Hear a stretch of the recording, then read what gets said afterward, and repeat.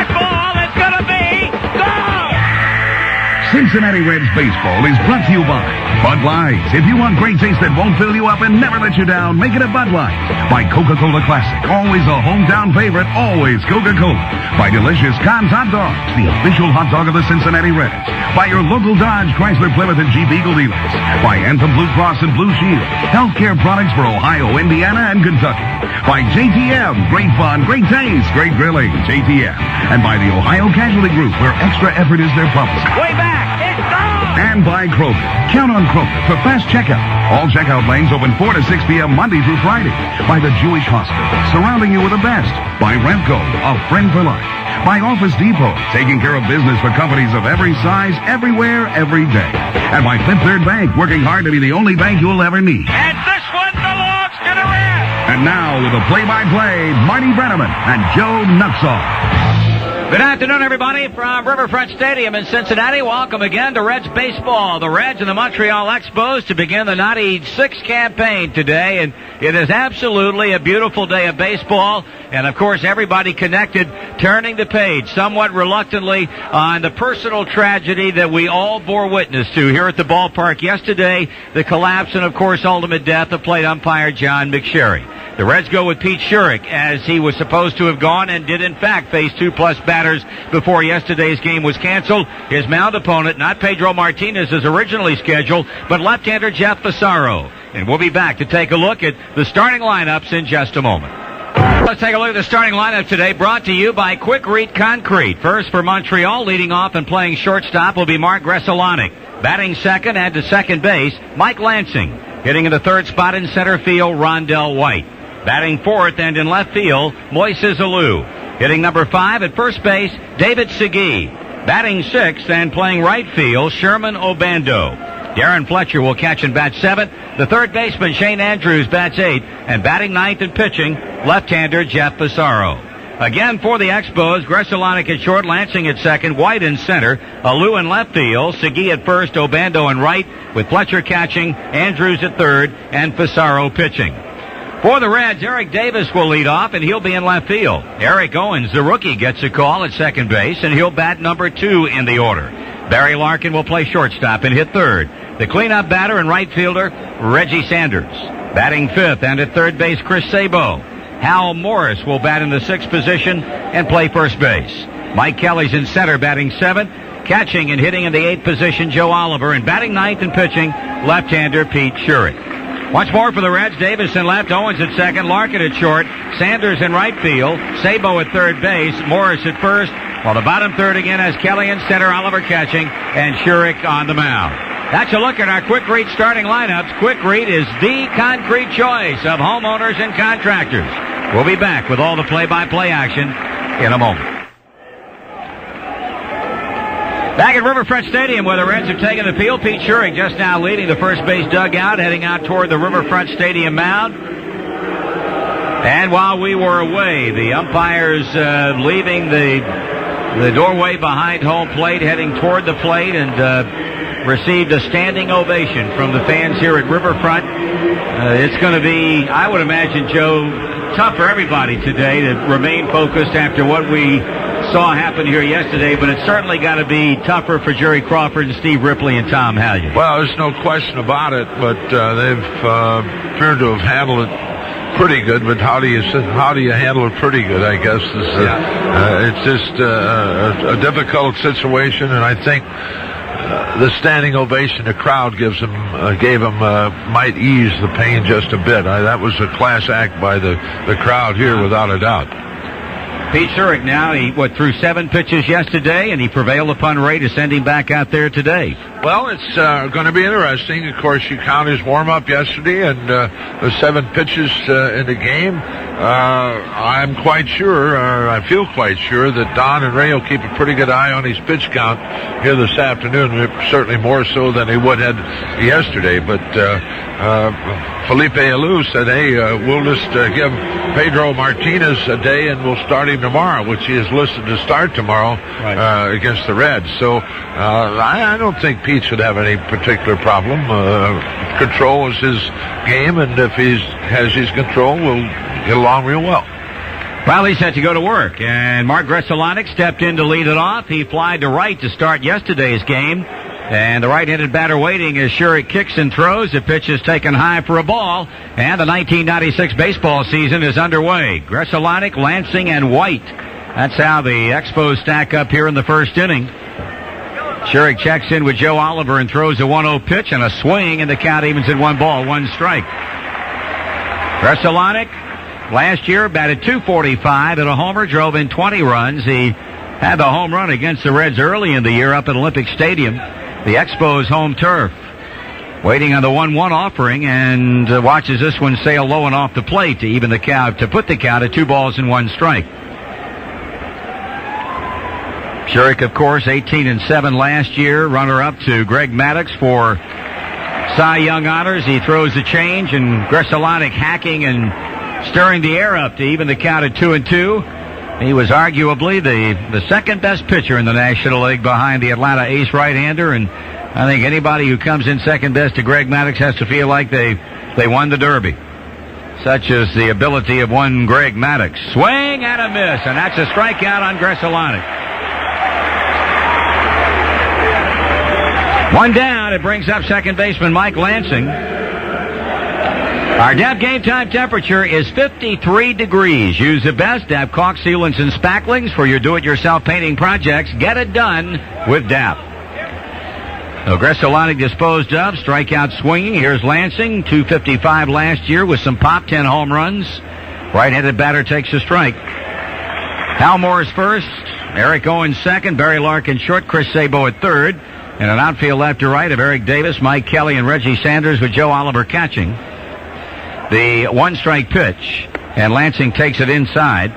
Jerry Crawford calling balls and strikes. At first, Steve Ripley. At second, Tom Hallion. And Rich Reeker has been added to this crew. We, of course, saw Rich frequently during spring training. He's at third today. That's a ball down and in to put the count at 2-1 on Lansing. And on deck is center fielder Rondell White. 128th opener for the Cincinnati Reds. This one, swing and a bouncer foul. It'll carry to the visitors' third base dugout. This is opening day number 28 for the Montreal Expos. A team that, of course, has to contend with the likes of the Atlanta Braves and the New York Mets, just to name a couple of those Eastern Division ball clubs. Here's a 2-2 delivery. And that stays up and away, and the count is full on Lansing. Some clubs played yesterday, some were postponed. The Indians and the Yankees, of course, were snowed out up at Jacobs Field.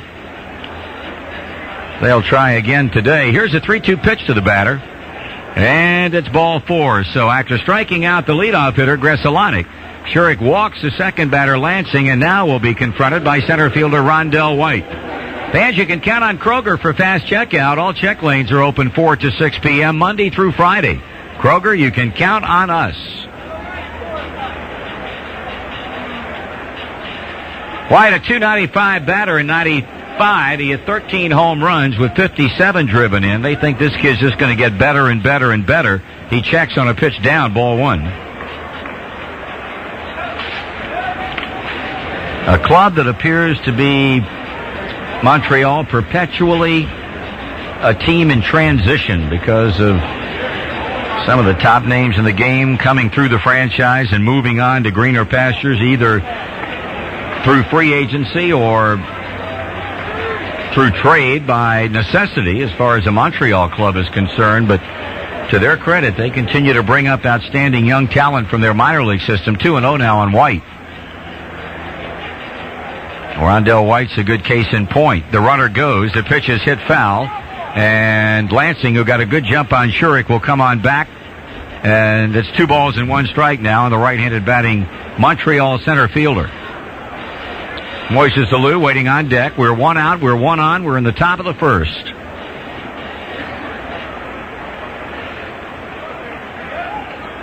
Base coaches for the Montreal club, Louis Pujols, former big league catcher over at first, former major league infielder over at third, Jerry Manuel. And the pitch, and a swing on the pitch away, and it's 2 balls and 2 strikes.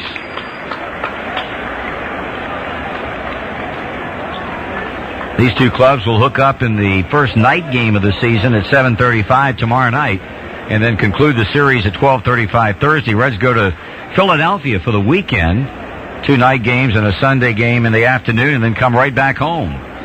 See if the runner goes. Nope. And a swing, and he pulls it foul past the third base coach, does White. Now, we talked yesterday about how the Reds had the schedule initially in their favor, with 3 at home, 3 away, and then 7 more here at Riverfront. Beginning on Monday night, they had the New York Mets in town for 3, followed by the Astros for 4. But then they pay for it by going out to Chicago, Houston, New York, and Montreal on an extended road trip. Swing and a miss. He struck him out. So with 2 out and a runner on, here's Moises Alou. 273 last year with 14 dongs and 58 runs batted in, but his season was short-circuited by shoulder problems to the extent that he had rotator cuff surgery on both shoulders in the off-season. And he's healthy, and if you know anything about this young man, when he's healthy, he can swing the bat. And they are hoping for a big comeback year for the son of the manager. Schurig stretches and pitches, and it is hit into right center field. After the ball, Mike Kelly and Reggie Sanders, and Reggie tracks it down short of the warning track. No runs, no hits, 1 left, and after a half at Riverfront, Montreal nothing, and the Reds are coming up. Well, we move to the bottom of the first, where the Reds today face 33-year-old left-hander Jeff Pissarro. He is a guy who last year was 13-14 with a .433 earned run average after an outstanding 1994 season. And they're hoping that he can bounce back, but there were so many rumors circulating about Pissarro going to this team or to that team last season, especially in the latter stages, and here he is with the Expos. Eric Davis opens against him, and the first pitch is low, ball 1. Of course, yesterday, Pedro Martinez was due to pitch, and this was not the lineup that Ray Knight had on the field for what everyone felt would be the opening game of the season. 1-0 pitch, and it's a strike. But with a left-hander facing the Reds today, Davis, Eric Owens, Chris Sabo, and Joe Oliver all climb into the lineup. Eric with a 1-ball-1-strike count. Pissarro deals, and a swing and a foul. And it's a ball and 2 strikes on the Reds left fielder. He started very slowly in the spring, and I guess to a large extent expected after having been away from the game as long as he was the entire 95 year. But after a while, and Eric was able to get acclimated, things started to fall into place, and all in all, he had a pretty good spring. He's behind here in the count as Pissarro wheels and deals, and the pitch is in the dirt. Nice pickup on the hop by Darren Fletcher, 2-2. Their inner defense has David Segui and Mike Lansing and Shane Andrews and Mark Gressolonic at first, second, third, and short. Moises Alou left, Rondell White center, and Sherman Obando in right field. Darren Fletcher doing the catching, and a 2-2 count. Jeff Pissarro against right-handed batting Eric Davis. The wind, the kick, the pitch. And outside, ball 3. Pissarro's walk total jumped quite a bit last year. He ended up walking 74 batters in 189 innings, but he normally will throw strikes. And Davis grounds it slowly left side of the mound, fielded by the pitcher, and he wheels it on over to first baseman David Segui for out number 1. For the 7th straight season, Anthem Blue Cross and Blue Shield is supporting the caring program for children on Reds baseball. Every time Barry Larkin gets a hit, Anthem will make a contribution to the caring program, which provides health care benefits to children of working parents who cannot afford health insurance. Here's the rookie Owens with Larkin on deck. Eric had a pretty good year last year before being felled by injury at Indianapolis. Batted .314 with 12 home runs. Right-handed batter, and Pissarro throws, and it's a foul ball back. He, of course, was slated to open the season at Indianapolis, but yesterday, when that right elbow of Brett Boone was simply so bad that he could not go as a result of the bone chips in there, they disabled Brett, activated Owens, and Eric finds himself in the lineup today. 1 ball, 1 strike. Speaking of Brett Boone. He will be examined by Dr. Jim Andrews in Birmingham tomorrow, and very possibly could undergo surgery in the afternoon. Check swing and strike 2 call on the outside corner. Boone is scheduled to be out for anywhere from 3 to 6 weeks following the surgical procedure. Here's a pitch, and it's hit fair. Foul down the first base line. That ball eluding David Segui, and foul as it goes carrying on down into the Cincinnati bullpen. So Owens comes back with a count staying at 1 ball and 2 strikes.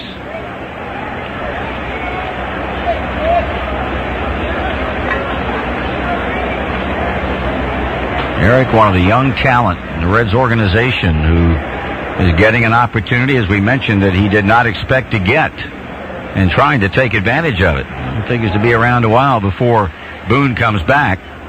Swing and a foul.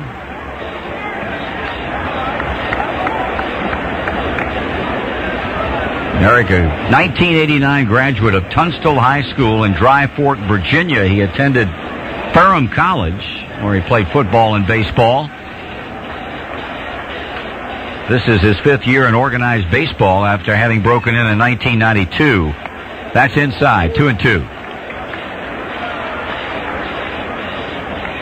We're in the bottom of the first inning, no score.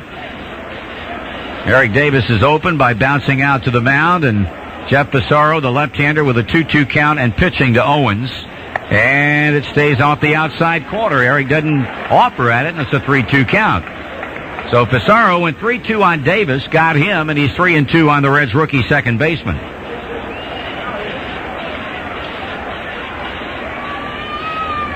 Payoff pitch.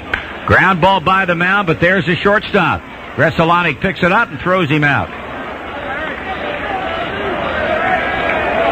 Back-to-back ground outs, and here's the National League's reigning most valuable player, Barry Larkin.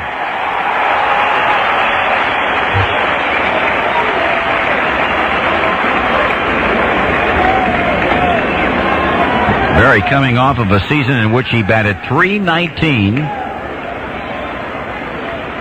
15 home runs, and 66 runs batted in. And the wind of the pitch, and it's down a ball.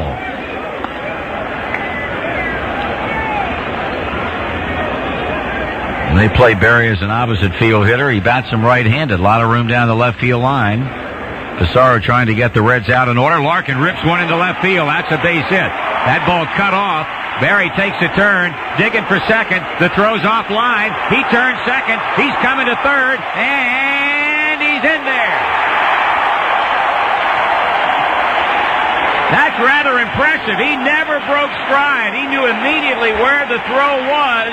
It was way offline to the center field side of the bag, and he just kept right on going. So give Larkin a double, charge the left fielder Moises Alou with a throwing error.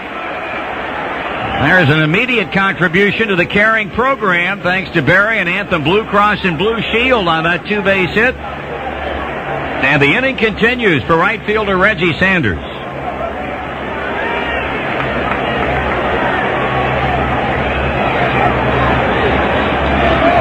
Two-out double by Larkin. The throw gets him to third.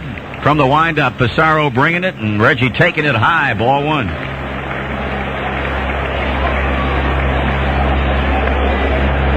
So the first hit of the season rightfully goes to the National League's MVP. And now Reggie Sanders, who drove in 99, falling 1 short of that magic number in the 95 season, with a chance to pick up an RBI right out of the chute here on this, his first at-bat of the year. Pissarro glances to Larkin at third. Pitches. That's breaking ball in. 2-0. On deck, third baseman Chris Sabo.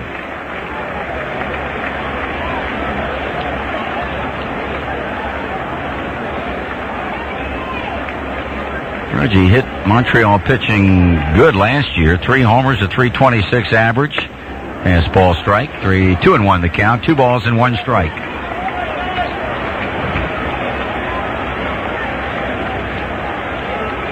They also give Sanders considerable room over third. The left fielder, Alou, pretty much playing Reggie where he played Larkin. That is shading him toward the alley in left center. Rondell White about straight away in center.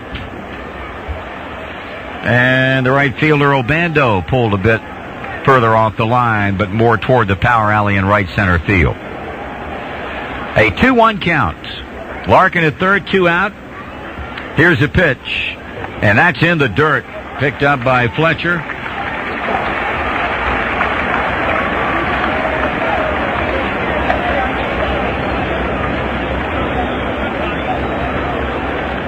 Time call now as Darren Fletcher leaves the plate and goes out to talk with Pissarro. We just received some information from Reds publicity director Mike Ringering concerning the funeral arrangements for John McSherry. A wake tomorrow from 2 to 4 and 7 to 9, and also Thursday the same hours at the Edwards Dowdle Funeral Home, 64 Ashford Avenue, Dobbs Ferry, New York. Here's a 3-1 pitch. And he walked him, missing with a fastball. And Chris Sabo's up there with runners at first and third. Again, at the Edwards Dowdle, D-O-W-D-L-E Funeral Home, 64 Ashford, A-S-H-F-O-R-D Avenue, Dobbs, D-O-B-B-S, Ferry, New York. 2 words, Dobbs Ferry. 914 is the area code, 693-3330. 693-3330, 914, the area code. A Mass Friday, April the 5th at 9:30. Here's a stretch in the pitch. Nope, steps off. Mass will be held at St. Nicholas of Tolentine, 2345 University Avenue in the Bronx, New York. Sabo with Larkin at third and with Sanders at first. And the pitch. It's missing for a ball. In lieu of flowers, donations can be sent to Covenant House, C-O-V-E-N-A-N-T, Covenant House, P.O. Box 731, Post Office Box 731, Times Square Station, New York, New York, 10108, 10108. Sabo swings, pops it along the right field line. That ball is going to fall foul and untouched in the Reds bullpen. So Larkin returns to third, Sanders to first, and Chris to the plate with a 1-1 count. Again, in lieu of flowers, donations can be sent to Covenant House, Post Office Box 731, Times Square Station, New York, New York, 10108.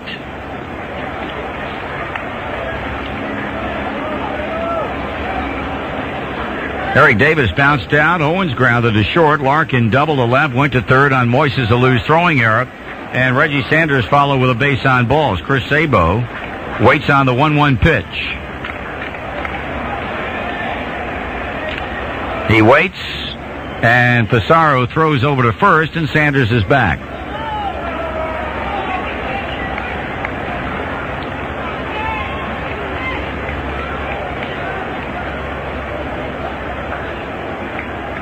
Chris levels the bat once, twice, now windmills it a couple of times. Pissarro checks in with Fletcher. The runners lead at first and third. The pause and the pitch. And strike 2 is called. As part of its extra effort program, the Ohio Casualty Group again this season donates $50 to Habitat for Humanity each time the Reds hit a double, and $100 each time they hit a triple. The extra effort program from the Ohio Casualty Group, where extra effort is their policy. So the double by Barry Larkin means they're off and running with a $50 donation. There goes Sanders, and there's a line drive to left field, and that ball's going to fall for a base hit. Larkin scores, Sanders goes to second. Chris Sabo delivers his first time back in a Reds uniform. And the Reds here in the first take a 1-0 lead.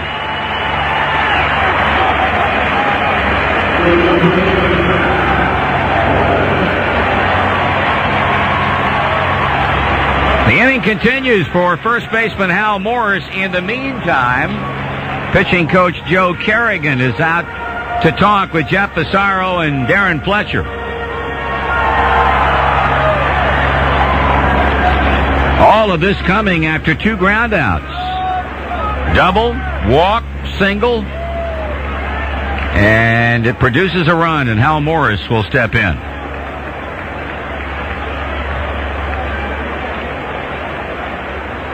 Now Jerry Crawford starts out toward the mound.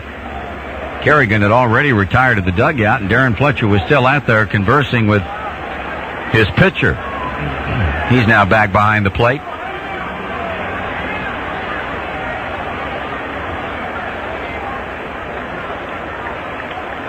Left-hander versus left-hand batter. Pissarro checks the runners, wings it toward the plate. Morris takes a strike. They were dancing in the streets of Shea Stadium yesterday. Mets came from 6 down against the suspect Cardinal pitching staff to spoil Tony La Russa's National League managerial debut. Here's the 0-1, and it stays inside a ball. Phillies postponed their opener until today. Atlanta hammered 4 home runs en route to a 10-8 win over the Giants down at Fulton County Stadium. Pittsburgh shut out Colorado. Well, you can tell it's early in the season when that happens. Rockies getting shut out? Hello. Dodgers beating Houston. Todd Hollinsworth had the base hit. Extra innings that won that game. And now the Reds and the Expos off and running here at Riverfront, and the Reds have struck for a first inning run, and they're still batting. Sanders at second, Sabo at first. And Pissarro bluffs one back toward second.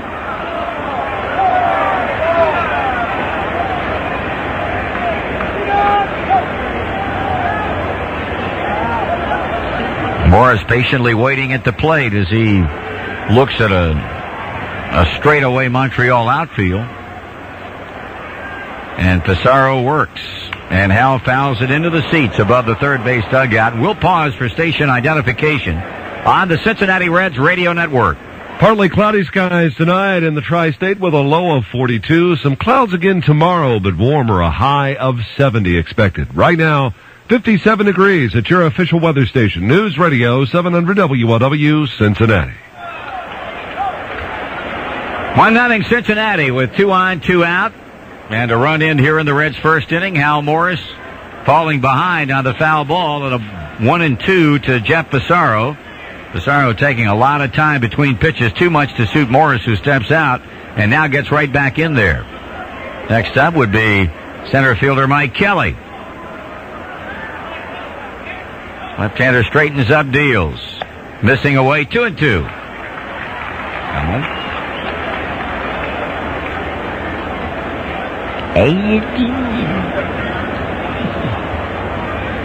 2 balls, 2 strikes, 2 on, 2 out.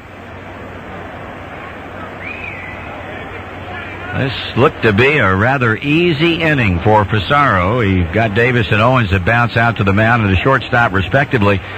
Went 3-2 on both of them, and now he's had some problems closing the door. And he bluffs a throw back as Gresalonic sneaks in behind Sanders out at second, but Pissarro hangs out of the baseball. Hal had a very, very quiet spring at the plate, but then started to really come around the last few days. Driving the ball into left center field and into left. Swinging the bat the way Hal Morris has become known to swing it. 2-2, runner goes, swung on, grab ball, base hit, left field. And back and to the plate comes Sanders, into third goes Sabo. Hal Morris goes the other way with a single to left, and the Reds lead it 2-0. Well, an old Sparky Anderson job right there. Sparky used to do that a lot. Hit run, first and second, and it worked. Had not been running. The ground ball had been right at the third baseman, Obando, but in this case, he's headed for the bag. Works to perfection. So back-to-back singles to knock runs home, and Mike Kelly becomes the 7th man to hit.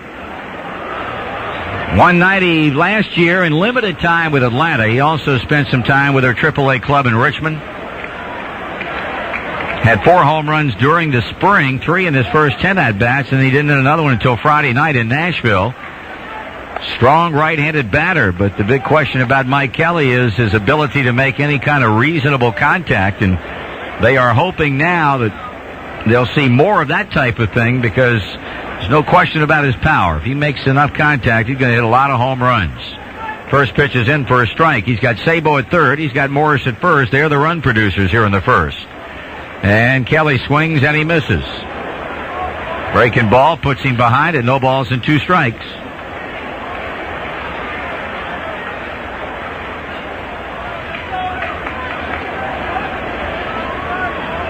Two runs are in and a good first inning start in this, the opening game of the season for the Reds team. What we saw there, Joe talked about Sanders breaking toward third on the pitch to Morris. We'll see a lot of that type of thing this season with Ray Knight managing this ball club. Kelly takes a fastball for strike 3 and the inning is over. 2 runs, 3 hits, 1 error, 2 left. And at the end of 1 complete, the Reds lead the Expos 2-0. Thanks to the Klosterman Bacon Company. You won't have to look far for a 96 Reds schedule. You can have it all as close as your freezer door filing cabinet or any magnetic surface when you pick up your Klosterman schedule magnet. Friday, April the 12th, a week from this Friday night when the Reds meet the Astros at 7:35. First 25,000 fans in attendance will receive a free Red schedule magnet, compliments of your hometown bakery, the Klosterman Bacon Company. That's Friday, April the 12th at 7:35, the Reds and the Astros, and a free Klosterman schedule magnet. And don't forget the delicious Klosterman bread and rolls at your local grocer. David Segui, a ball and no strikes to begin the second, and a strike to him. Reds have a 2-0 lead. We're in the top of the second. Segui, last year, outstanding. 309, 12 home runs, and 68 runs batted in. Former Baltimore Oriole and New York Met. This young man's found a home in Montreal. The 1-1 pitch. That's outside, ball 2.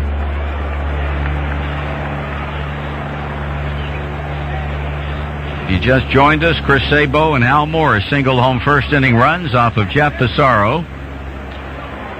A 2-1 count on Segui, who's a right-hand batter, and he sends it in the air along the right field line, but with a bend to it, it's out of play. 2-2. Sherman Obando. Darren Fletcher. They will also hit here in the Expos second inning.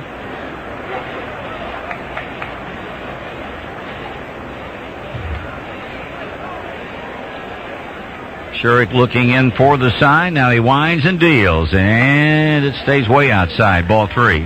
Montreal had a runner in the first, and he was Mike Lansing who walked with 1 out, but then Rondell White struck out and a Lou fly to right, and that was that.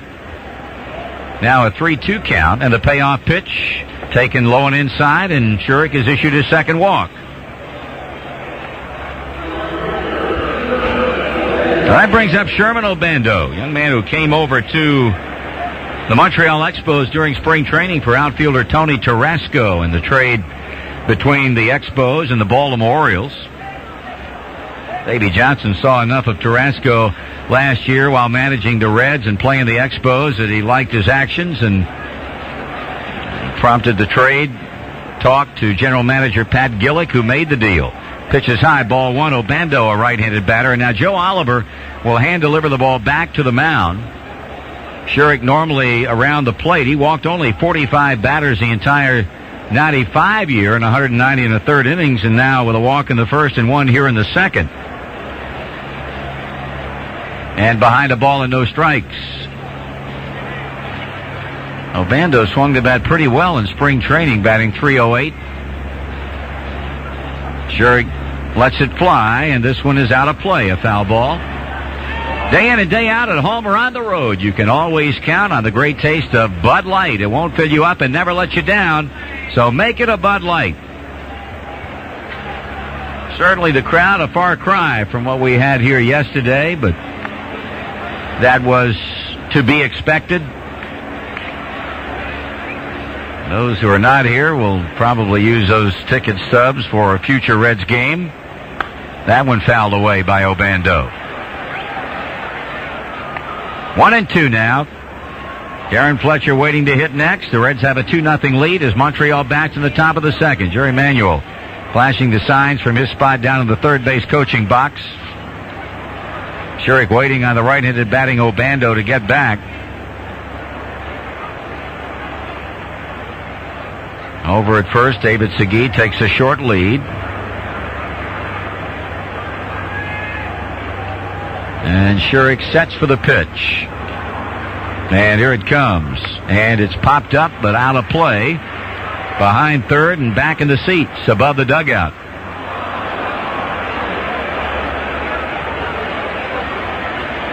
Keep it at 1 ball and 2 strikes. Toronto and Oakland. They teed it up in Las Vegas, Nevada last night. 7,294 of those bad boys showed up. Like a scalded dog. Here's a pitch. Swing and a miss. That's the third strikeout for Pete Shurik. Toronto got him 9-6. That spoiled the American League managerial debut of one Art Howe. Art, of course, was Don Baylor's batting coach with the Rockies last year, and when Tony La Russa opted to leave the A's and go to the St. Louis Cardinals, it opened the door for Howe, and Art, with a relatively young and inexperienced ball club, it might be a long, hot summer for one of the nice people in the game. Here's Darren Fletcher. And the left-handed batter takes it off the plate outside. Ball 1.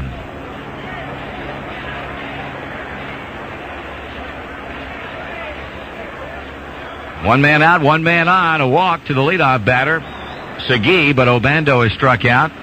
And now Fletcher, who hit .286 last year with 11 home runs. He takes it low, 2 balls and no strikes. Talk about a young ball club. This Montreal team doesn't have one player on the 40-man roster who has 5 years of major league time. That is nothing short of incredible. Swing and a miss. Came upstairs with some serious gas. Fletcher had a big cut and didn't get it. 2-1.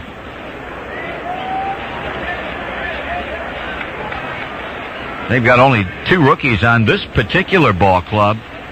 Pitcher Barry Manuel and infielder-outfielder F.P. Santangelo, while they opened last year's season with 6 rookies. Here's a 2-1. And that's outside, ball 3.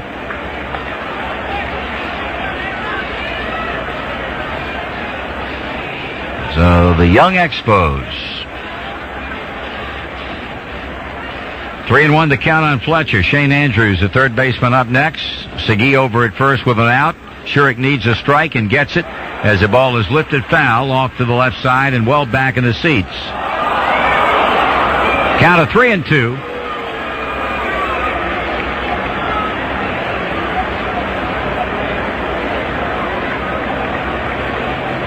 Shurik walks back behind the mound, collects himself as Fletcher backpedals from the plate.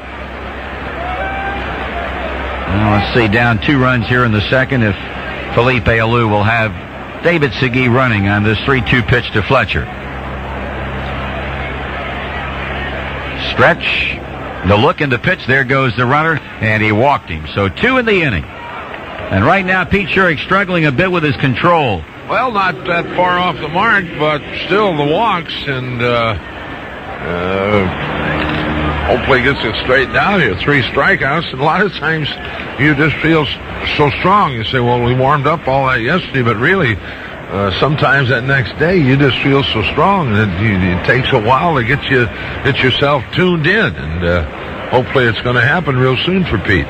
Now he faces a man batting 8th, and Shane Andrews strike to him. Andrews, of course, being given the third base job when Sean Berry was traded over to Houston, and they are apparently a little bit concerned about Andrews. He's not performed well at all, at least during the spring he didn't. Swing and a miss, 0-2. Young man has some pop in his bat. Last year in limited time, he hit 8 home runs. That was the upside. The downside, he batted only .214. And apparently this spring not only had problems at the plate, but also did not play all that well defensively. He's in a hole here at 0-2 with a pitcher Pissarro on deck, and The Expos threatening with 2 on base. And he strikes out swinging. So Shurik makes quick work of Shane Andrews, striking him out on 3 pitches. Time called now. Jerry Crawford, the plate umpire, apparently wants to take a look at the baseball. That ball was bounced in the dirt, the one that Andrews struck out on. So Jerry expects it, gives it back to Pete, and Jeff Pissarro will step in with 2 outs.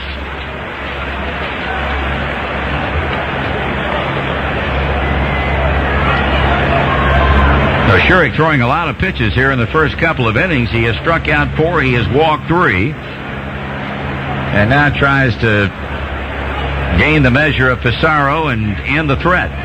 The pitch. Taken for a strike. Segui walked. Obando struck out. Fletcher walked. Andrews struck out.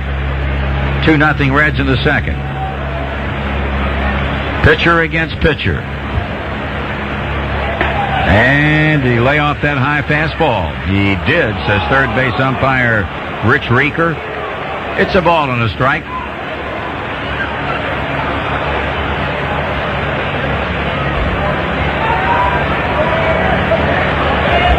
Shurik looks the runners over at first and second base and misses down with a breaking ball. 2-1.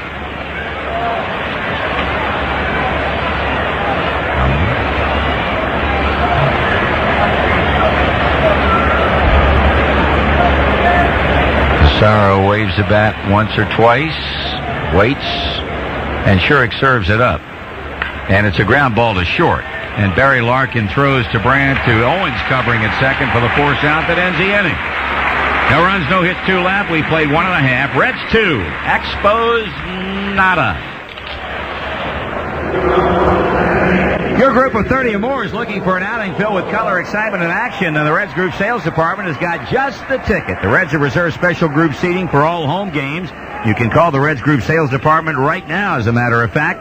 513-421-4510. The extension is 268. And get all the entertainment options available to groups of 30 or more. Reds 2-0 over the Expos as Joe Oliver leads off the second for Cincinnati. And the first pitch from Pissarro is a bullseye for a strike. Joe is back, of course, along with Chris Sabo and Eric Davis. 3 guys who know what it's all about to win it all, because they were all vital parts of that fine 1990 team that beat the Athletics 4 straight in the World Series. Joe reaching for one, lifts it along the right field line. Obando with a run, but he'll get there and he'll make the catch for out number 1. We'll bring up Pete Shurik. This season, Fifth Third Bank is donating money to the Powell Crosley Amateur Baseball Fund for every hit in the 5th and the 3rd inning. Fifth Third Bank will donate $25 to the Powell Crosley Amateur Baseball Fund. Fifth Third Bank working hard to be the only bank you'll ever need. 1 down in the second for Cincinnati as they get through their batting order 1 time inside the first 2. They sent 7 men up in that 2-run first. Shurik lets it go by, ball 1.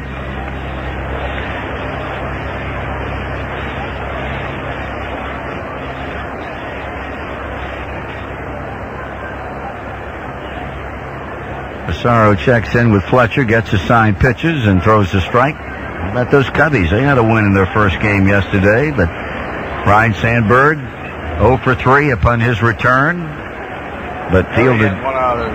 Who did? Harry Carey. Here's a pitch. Swinging a thing.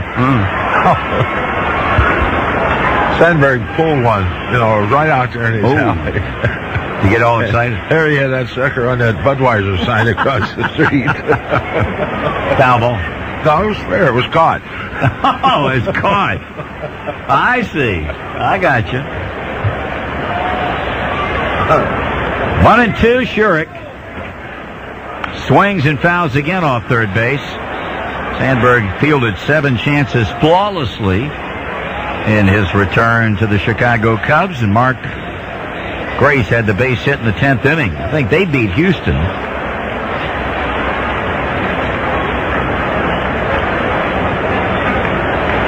Eric Davis getting ready to bat for the second time in as many innings after Shurik finishes his stay. And it's over as he swings and misses at the pitch down. and that's the second strikeout for Jeff Pissarro, and here comes Davis with 2 out.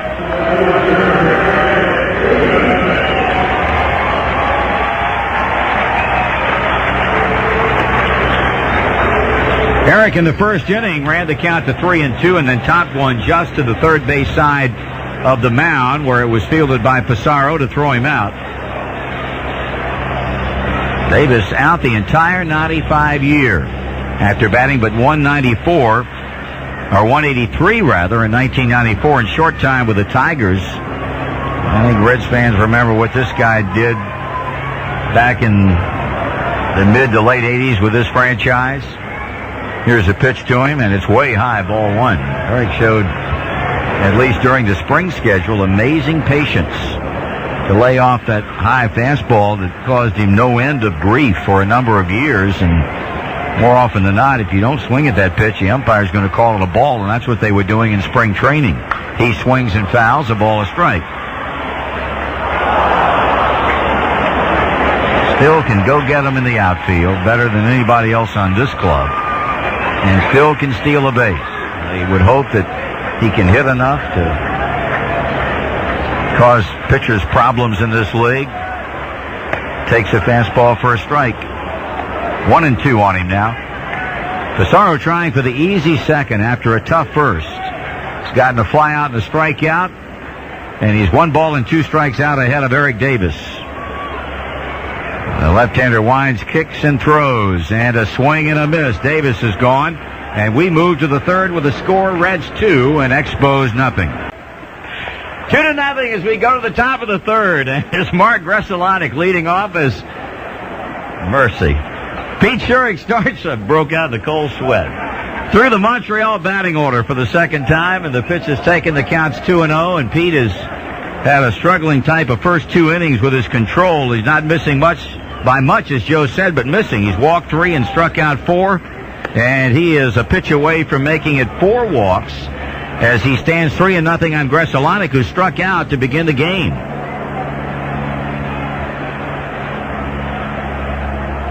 There's a call strike. Gresalonic, Lansing, and White.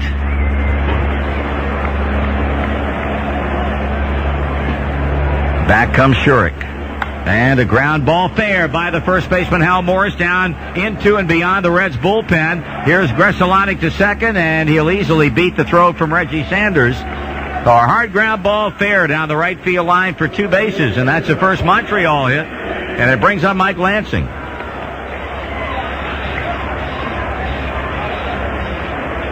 Lansing walked in the first inning.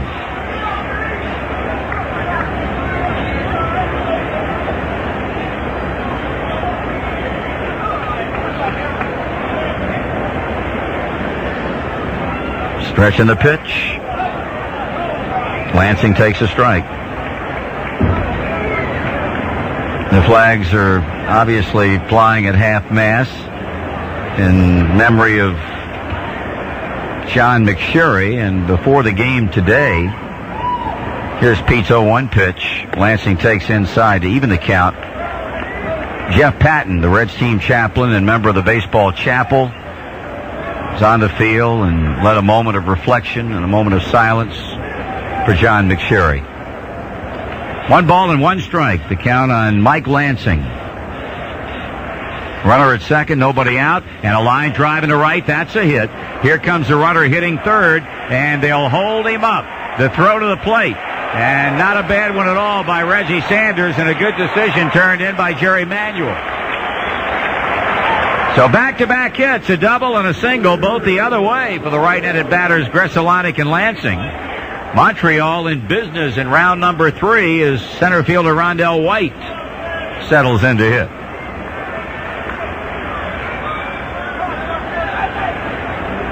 Felipe Alou saying over in that dugout, "Help me, Rondell." Infield back, they'll give up the run to get the double play. Lansing will steal a base. He had 27 of them last season.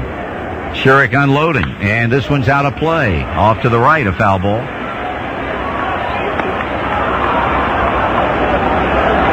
I know there are those out there who are interested in numbers as they relate to players' uniforms. Our good friend James, who is one of Joe Kelly's closest friends here in the city of Cincinnati. They get together for dinner frequently. James likes those numbers. And here's a pitch. That's down a ball. Outfielder Eric Anthony wearing number 19. When he's activated, Joe Oliver number 9, Vince Coleman 30. And our warm personal friend Tommy Hume working out of the bullpen. Number 47. Swing and a foul. It's 1 ball and 2 strikes on Rondell White.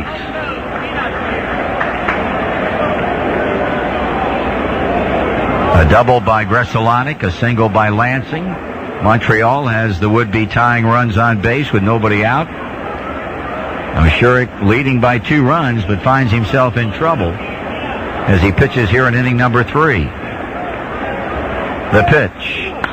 Hit foul to right, and that one's out of play, and the count stays. Ball 1, strike 2.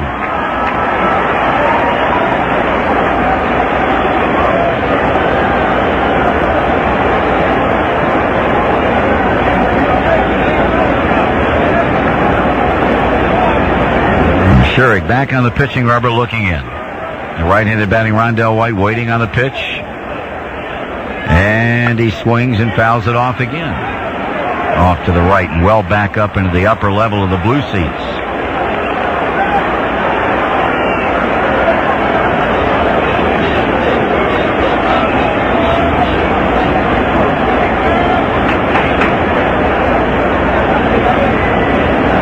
Shurik continues to battle Rondell White. Runners at first and third, and a swing and a ground ball slap to short.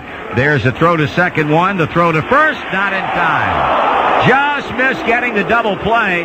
Looked like Eric Owens bobbled the ball just a fraction of a second in accepting the throw from Barry Larkin, but despite the fact the ball was not hit all that sharply, the Reds came very close to still turning a double play. So a run is in. It's a 2-1 ball game, and with a runner at first base and 1 out, here's Moises Alou.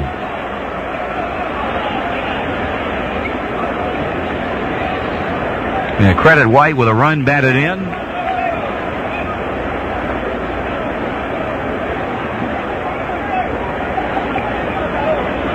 Pete sets.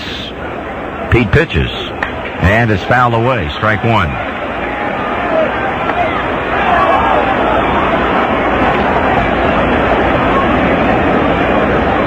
Alou sent a fly ball out to right center where Reggie Sanders flagged it down.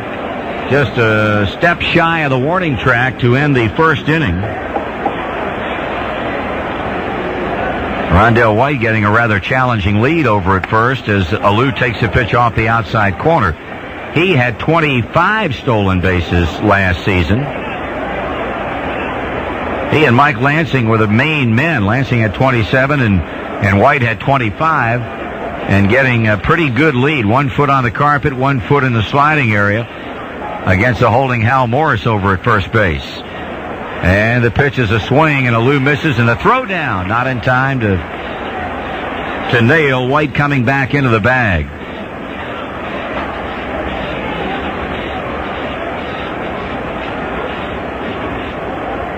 Both ball clubs already on the board. The Reds struck for 2 in the first. Montreal has put 1 tally on the board here in the third, and they hope they're not done.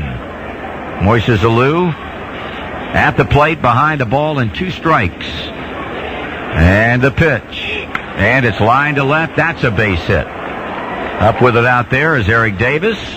So 3 hits in the inning. And Montreal finding Pete Shurik very hittable here in the third. That brings up David Segui, who led the last inning off with a base on balls. Folks, it's always fun to welcome great friends back for another year of baseball, and of course, JTM, a homegrown company that's changed the way people grill today with JTM quarter-pound hamburgers, boneless pork ribs, and 1/3 pound all-beef burgers. You're ready for the season. Great fun, great taste, great grilling. JTM. Here's a pitch to Segui, and it's a strike.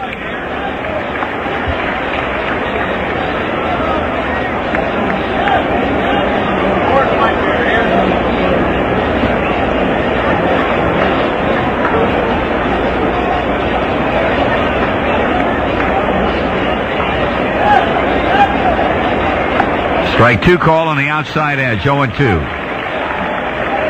Well, with the way this game is going, as it relates to Pete Shurik, you can bet the ranch that we'll see folks out of that bullpen at some point today.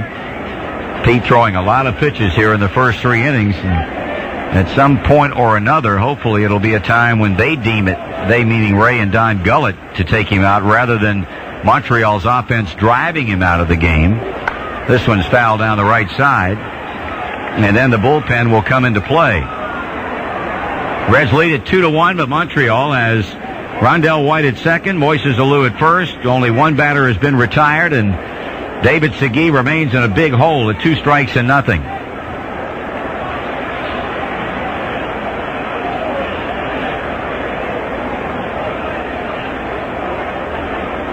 Pete pitching about as slowly in this inning as we've seen Jeff Pissarro back in the first when he was struggling at the outset.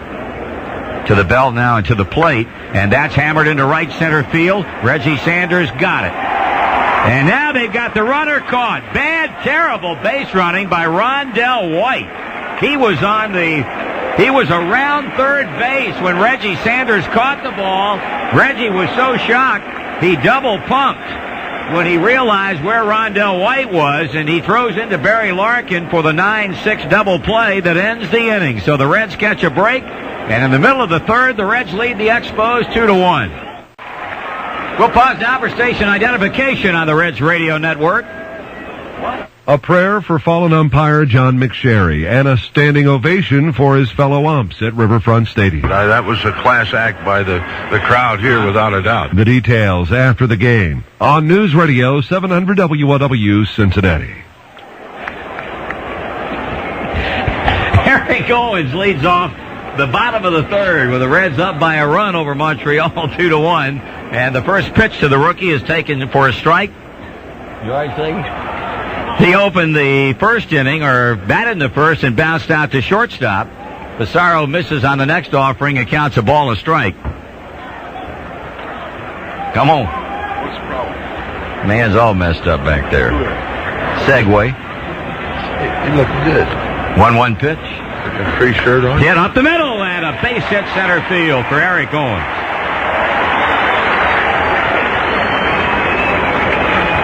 So the rookie comes up with the 4th hit of the afternoon for the Monterey Knight. Brings up Barry Larkin. Here's news from the front office, brought to you by Office Depot, taking care of business for companies of every size, everywhere, every day.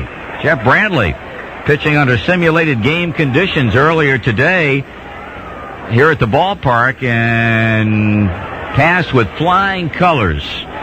Ray Knight impressed, Jim Bowden impressed, but more than anything, Jeff Brantley felt good, and apparently all set to come off the disabled list when he's eligible on Saturday. He's due to pitch under similar game conditions, simulated conditions on Thursday, but they had him pitch, they had him cover first base, they had him run the bases, and everything was A+. Jeff Brantley, we look to have back in the bullpen and saving games beginning on Saturday. 1-0 to count on Sanders, or on Larkin rather, who doubled and scored in the first inning, and they've got Owens picked off. Pissarro, Segui, and the throw down to second. Gresolonic takes the throw and puts a tag on him, and he's out. Well, Jeff, I should say Eric did the right thing. He kept going and came very close to getting in there, but when they got you might as well take off and hopefully a bad throw, and he almost got there. A very close play. So Owens out, 1-3-6. That's a caught stealing, and Barry Larkin, 1 ball and no strikes. 1 out, bases empty. Reds 2, Montreal 1 in the third. And the wind and the pitch. That's upstairs, and the count's 2 balls and no strikes.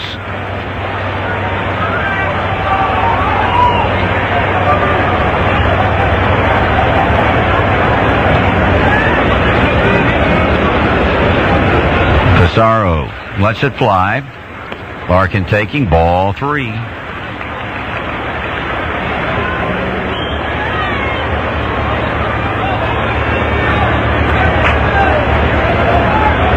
Three balls and no strikes.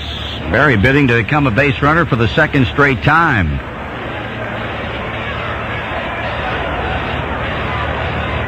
And there's a pitch at the knees for a call strike.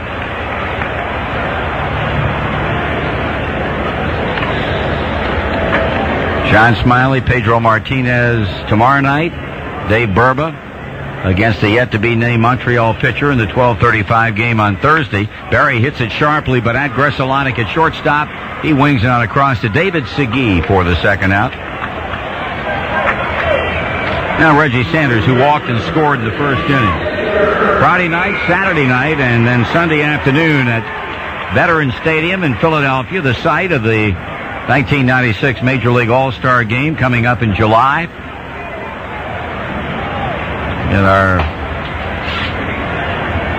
Get another look at the Phillies after seeing that club a couple of times in spring training.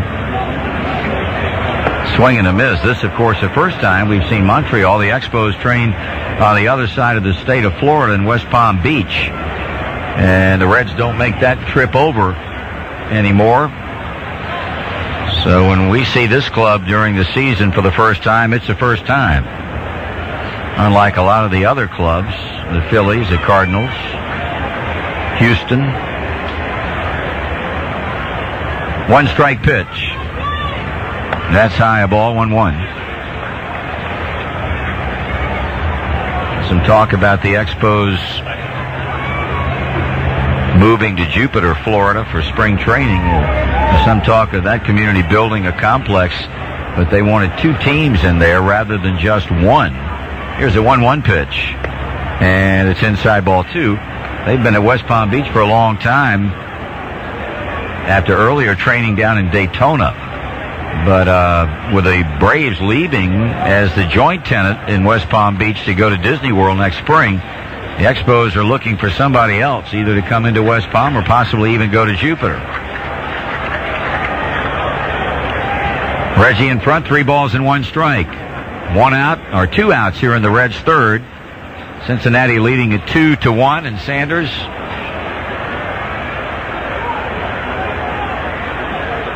waiting on Pissarro, who throws, and Reggie hits it foul, 3-2.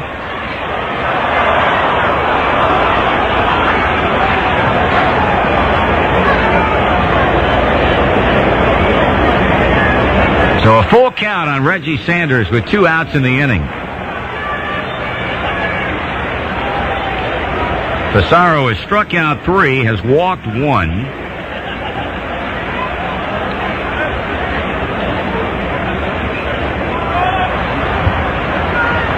And he looks long into Darren Fletcher. Now rocks to the wind. The 3-2 pitch.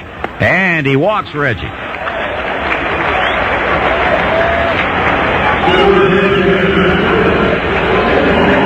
Inning continues for Chris Sabo, who singled to left to knock in a run in the first inning.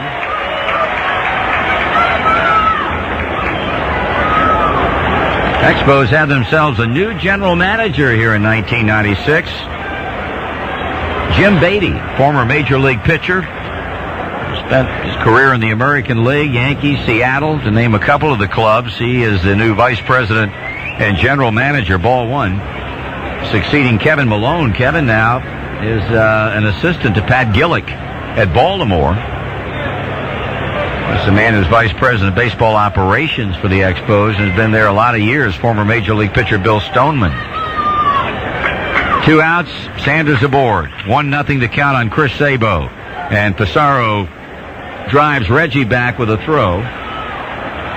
2 runs on 4 hits for the Reds. A run, 3 hits, an error for Montreal. We're in the third. Reds scored a pair in the first. Montreal got a run home in the third. And I'm sure Felipe Alou will be wondering what might have been a terrible base running mistake by Rondell White on Segui's line out to Sanders and right, resulted in a double play to end the inning. And now they've got Sanders picked off. The throw to first, the throw down to second, not in time, and Reggie gets a stolen base. And Reggie kept on going, just as Eric Owens did, and he easily beat the throw from David Segui down to Gressolati to get the first of the season. Well, I guess, Reggie, the first movement by Facero, he left, and as you said, did not break stride, and really was in easily. The throw from Segui a little high, but no chance at all. So let's see if Chris Sabo can do now what he did in the first inning. That's to get a base hit, knock in another run. The 1-0 to the plate. That's a strike. The big question about Chris Sabo, of course, has to do with the back. Chronic problem. He goes through quite an extensive array of exercises prior to each game to lessen the probability of that back acting up on him, and so far it's worked. That's a ball high. Of course, the big test is playing on artificial turf after having spent the entire spring down in Florida where he's been playing on grass, and what this stuff might do to his back. Hopefully it'll be minimal, because this guy could be a major contributor to this ball club's hope for success if he can stay healthy. Runner at second, 2 out. That's high, ball 3. Now with first base open and a left-handed batter in Hal Morris up next with 2 away in the inning, Sabo's not seen much to hack at, but keep in mind now if Chris gets aboard, Morris had one of the hits that drove in one of the 2 runs back in the first. Reggie Sanders drew a walk with 2 outs, stole second, and Sabo hitting ahead in the count. The pitch. He walks.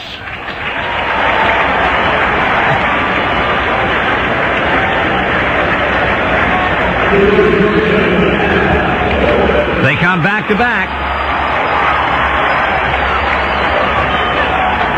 And the batter will be Hal Morris, who grounded one into left to drive in the second first inning run. And here's Hal back now with Sanders at second and Sabo at first.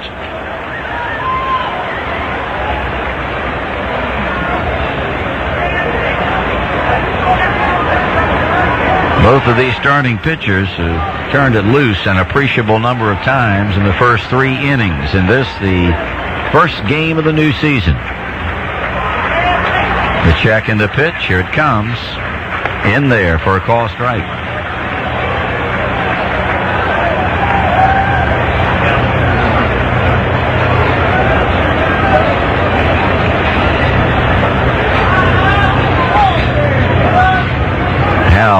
Well away from the plate, but he dives into that ball as it approaches the plate. He closes down that big gap between his feet and the plate area. Here's a pitch, and it stays low. 1 ball, 1 strike. He had 279 last year with 11 homers, and he knocked in 51 runs. And keep this guy healthy for a full year, he got to like his chances of hitting over 300. He is that type of hitter.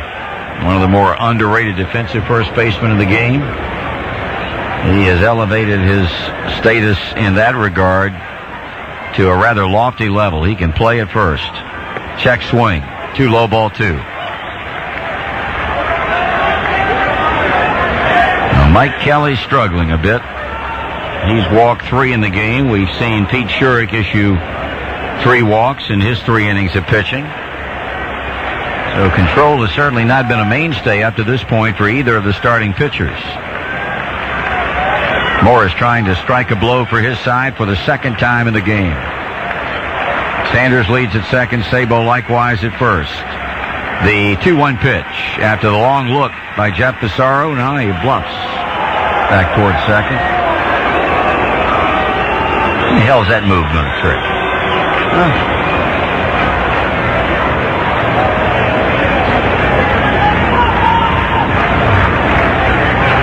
He looks back in for the sign.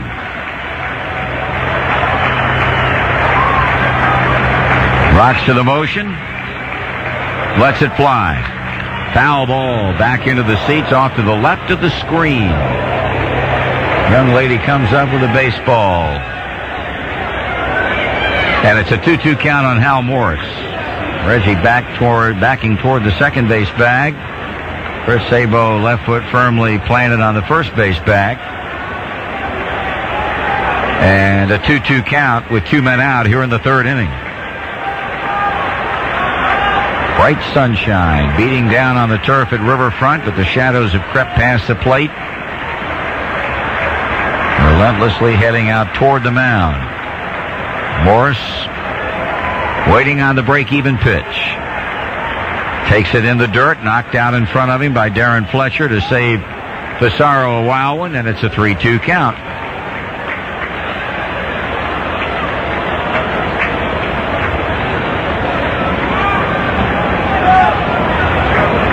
Checking scores from other games in the major leagues on the CBLD scoreboard. They are in the bottom of the 7th in Cleveland, where the Yankees lead the Indians 2-0 behind David Cone. Derek Jeter, the rookie shortstop, has hit a home run. Kansas City at Baltimore, the other day game. In the National League, Pittsburgh, Florida, Colorado, Philadelphia, Los Angeles, Houston. That's a look at our CBLD scoreboard, brought to you by CBLD, your full-service telecommunications company. Runners go, and ball 4 loads them up.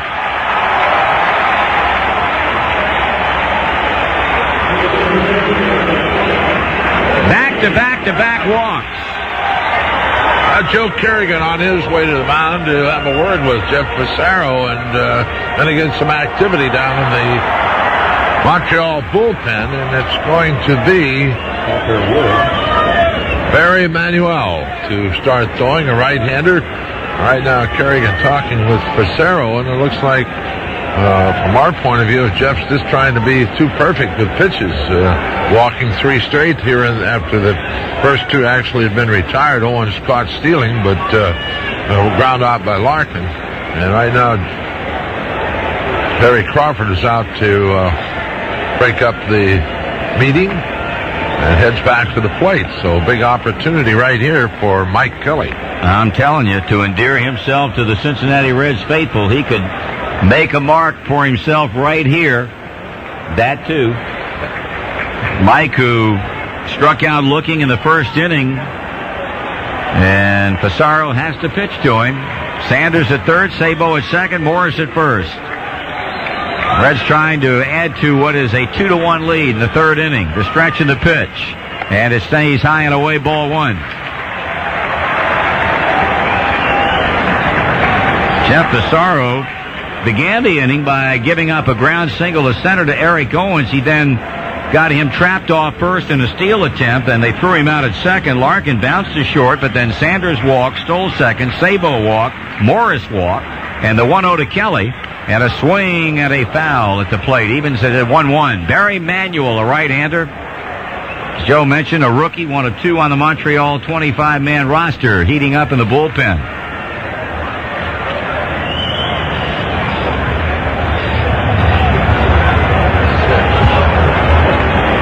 One of the attributes of a winning ball club is the ability to get their share of back-to-back, or get their share of 2-out hits, I should say. And we saw evidence of that in the first from Sabo and Morris. And they'd love to see Kelly do it in inning number 3, the 1-1 pitch.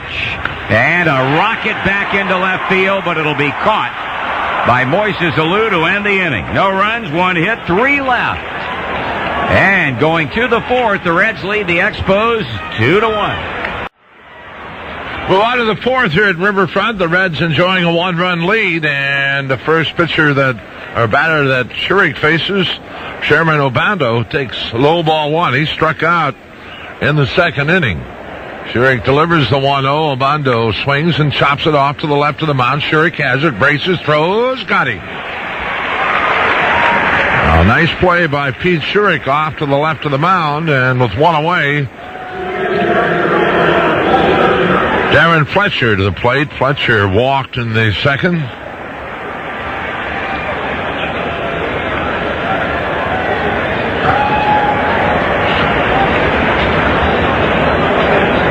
St. Andrews on deck. The Reds 2 in the first. The Expos are running the third.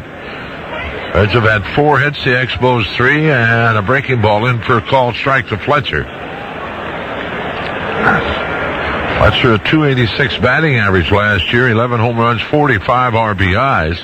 Takes the breaking pitch just under the knees and a 1-1 count. Outfield, around to the right. Fletcher swings and bounces a foul, reaching for the breaking ball. A ball, 2 strikes to Darren Fletcher.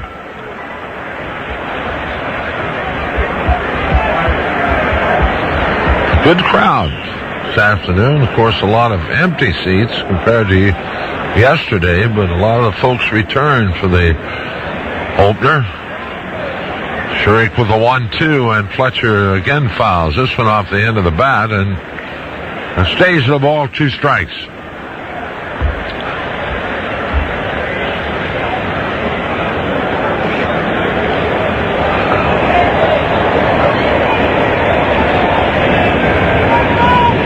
Shurik delivers the 1-2. Fletcher swings and lifts it foul. Out of play to the left.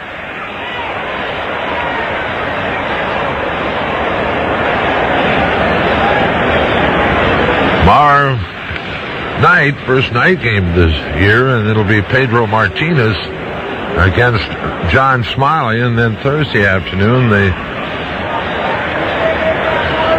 pitch swung on and grounded to second. Owens fields, he throws on to Morris, 1 away. I'll make that 2 out. Well, 2 down, Shane Andrews steps in. Undecided will be on the mound for Montreal against Dave Burba. And the Reds put a Philly over the weekend.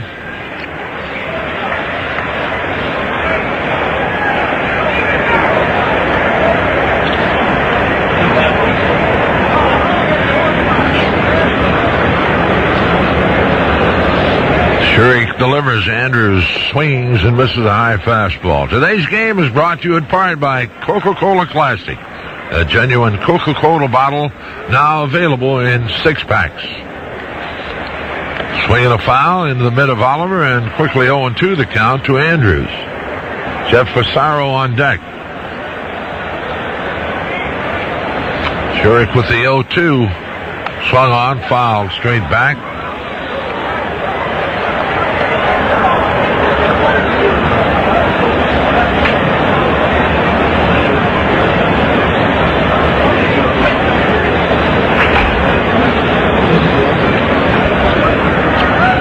Flowing outside. A ball, 2 strikes to Andrews.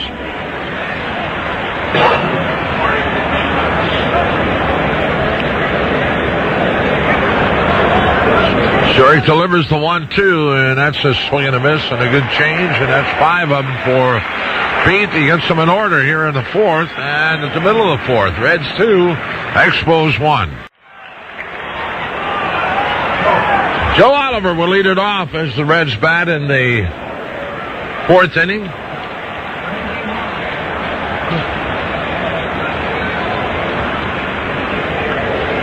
Joe in the second, a fly ball to right. A wind-up pitch. He swings and grounds to short. Gretzelanic fields. Toss to Segui. High and safe. Oliver hustling down the line, and the throw from Gretzelanic was high. Segui got a tag on Oliver, but didn't get it there in time. That'll be an error. The second charge to the Expos. And it brings up Pete Shurik. Pete struck out in the second.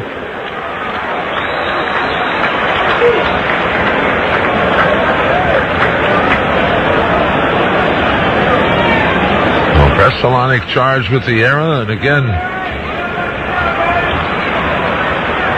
Barry Manuel starts throwing down on the Montreal bullpen. Eric Davis on deck. Andrews looking for the bunt. He's in at third, but it'll throw to first, and Oliver steps back as Shurik does square to bunt. The Reds lead at 2-1 as they bat here in the 4th. They about hit them 4-3.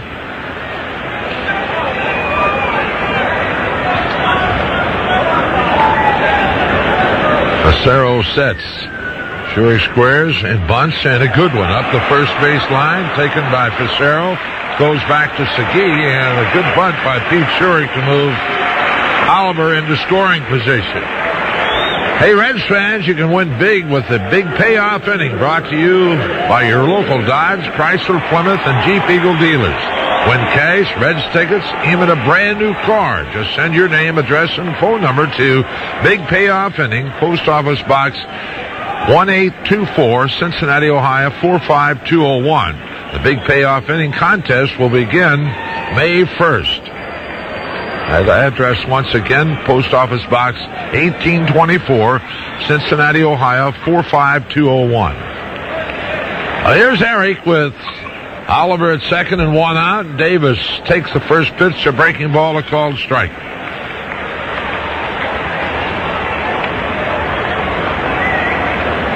Davis 0 for 2. He is grounded to second and struck out in his 2 times up. Rosero waiting on Eric to settle into the batter's box and then doing a little groundwork, Davis is.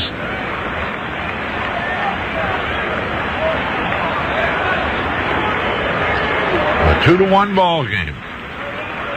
Fletcher hangs the sign, Rosero to the belt. A look back at Oliver, the pitch, and Eric a swing and a miss. 0-2.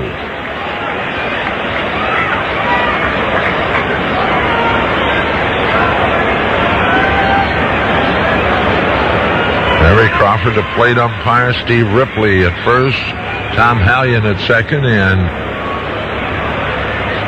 the third, Rich Rieker. 0-2 the count.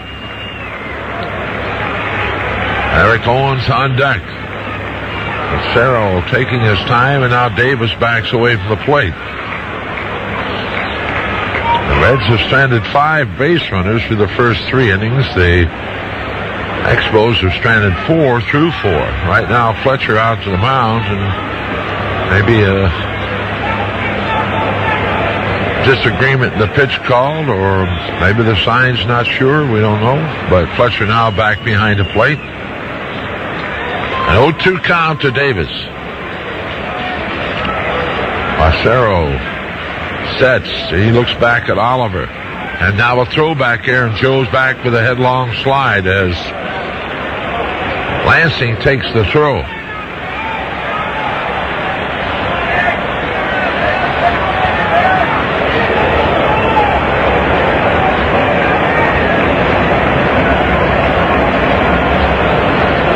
No balls, 2 strikes. Rosero sets. He delivers. Eric takes a strike 3 call on the inside corner to knees, and Eric not happy with the call by Jerry Crawford, but that's the 4th strikeout for Rosero, and with 2 out, Eric Owens the batter.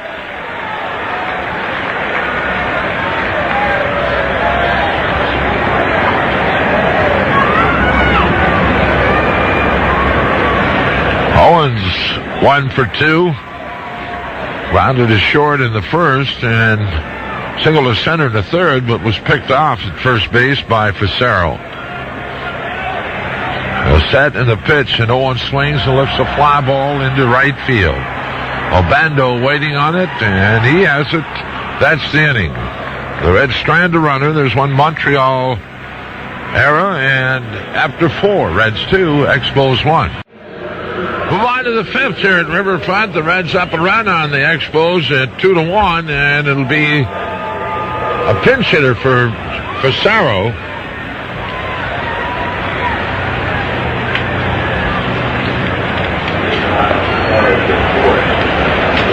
Let's see who we got here.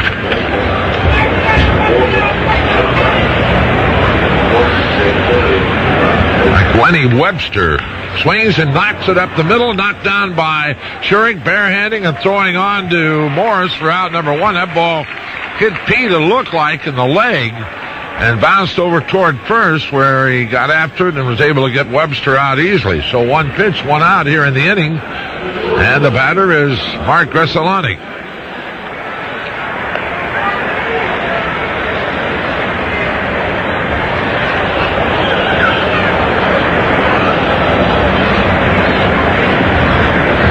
Gressolani has scored the 1 Montreal run when he doubled to right and scored on a base hit by Lansing.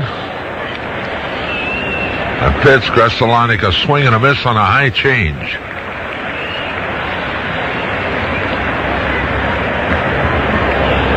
That means Manuel will be the pitcher in the bottom half of the fifth. Veselanic takes this one, a curveball that bounces through Oliver. A 1-1 count.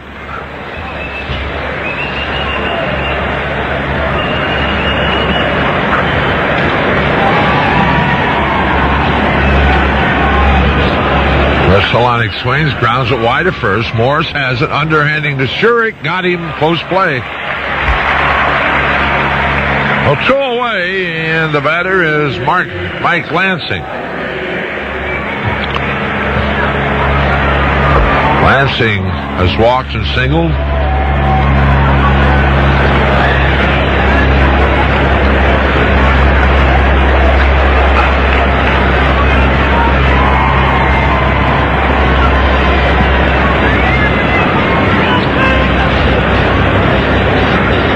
Shurik works, Lansing looks, and it cost him a strike.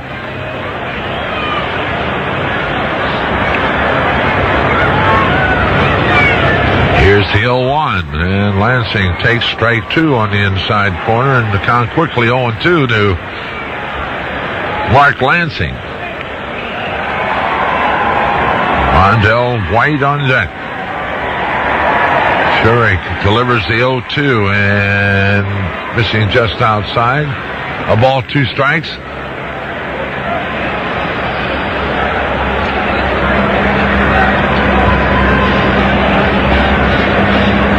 And the pitch swung on and pulled into left field. Moving toward the line, and Eric Davis having trouble with the sun, and I don't know whether he's got glasses or not. That'll be a ground rule double. Apparently he didn't put his glasses down, so a ground rule double. He definitely does not have his glasses down. They're on top of his hat. So, a ground rule double for Lansing with 2 out, and here's White taking a curveball for a called strike.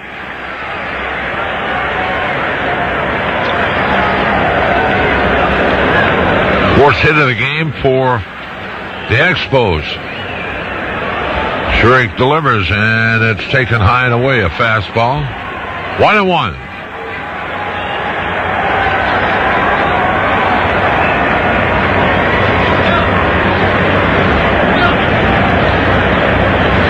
A 1-1. Swung on, popped foul into the seats to the right.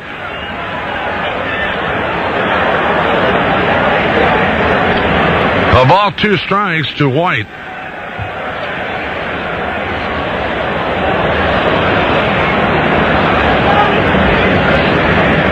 The Hadman has arrived. A 1-2 delivery. And way inside with a breaking pitch, 2-2.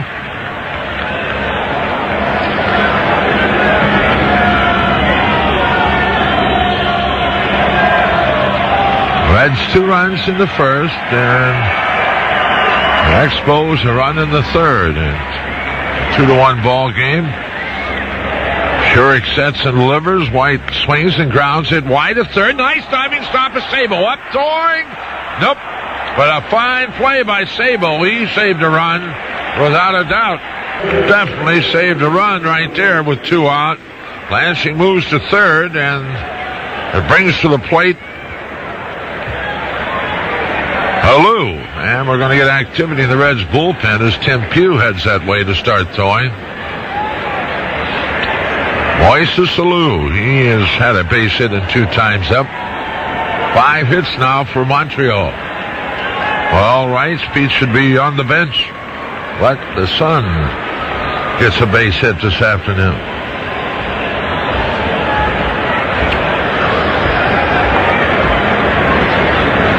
David Segui on deck.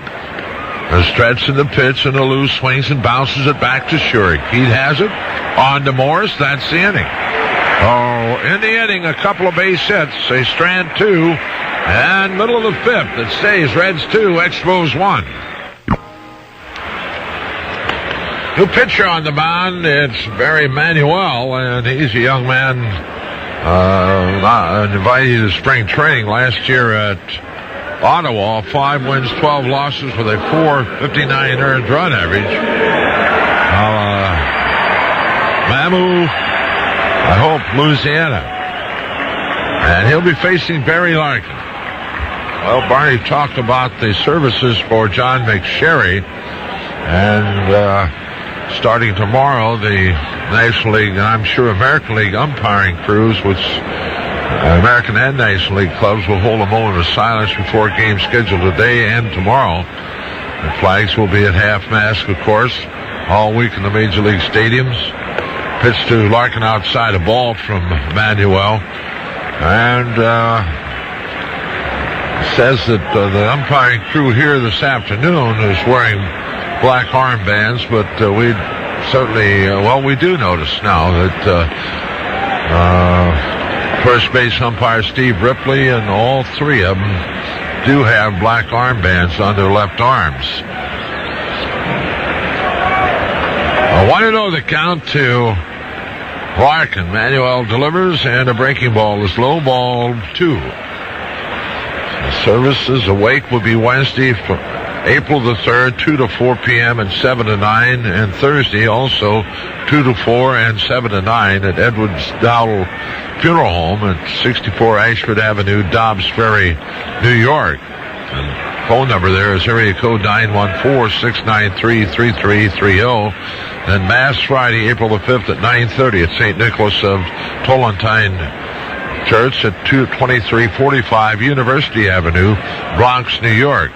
There's ball 4 to Larkin. And the area code is 10468. And in lieu of flowers, donations can be sent to Covent, that's C-O-V-N-A-N-T House, Post Office Box 731, Times Square Station, New York, New York. Area code 10108. That's 10108. A leadoff walk goes to Barry Larkin by Barry Manuel, and it brings to the plate Reggie Sanders. Reggie has walked both times up. Well, Facero 4 innings. He allows 4 hits. Manuel to the belt, throws over to first, and Larkin, wow, pretty good move by Manuel. He got it over there right now. Facero struck out 4, walked 4, and the 2 runs, both earned runs. Sabo on deck. Tim Pugh continues to throw on the Reds' bullpen. Throw again to first, and Larkin back.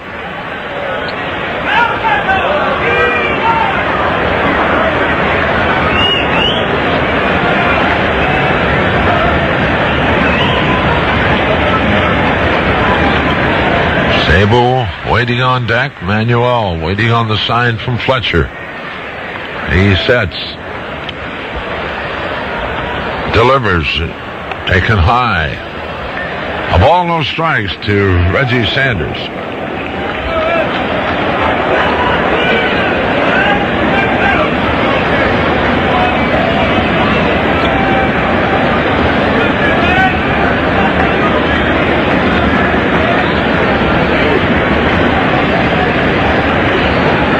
Manuel to the belt and throws again to first, and almost picked off Segui with that one.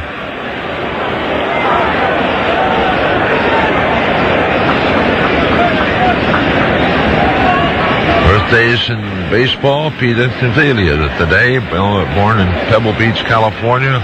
Al Nipper, San Diego, California. Don Sutton, Cleo, Alabama.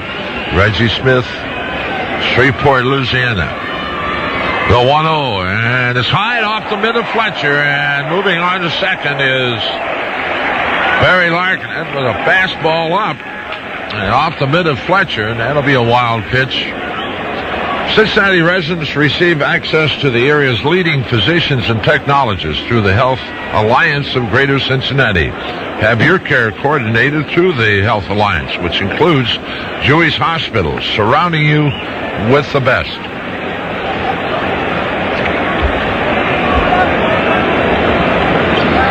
Well, Fletcher out talking with Manuel now back behind the plate.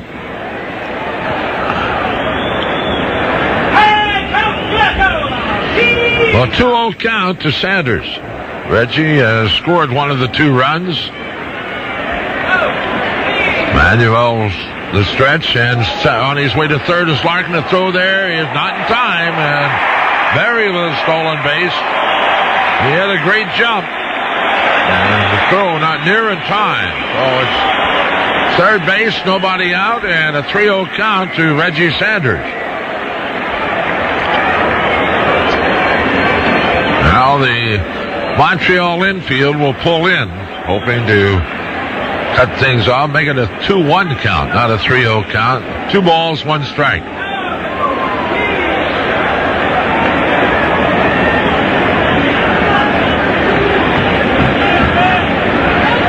Larkin stole 51 bases last year, 5 behind Elijah Veras of Florida.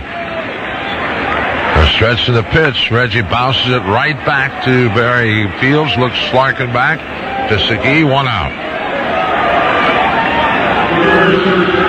A 1 down. Chris Sabo steps in. Chris singled a drive in a run in the first, walked in the third.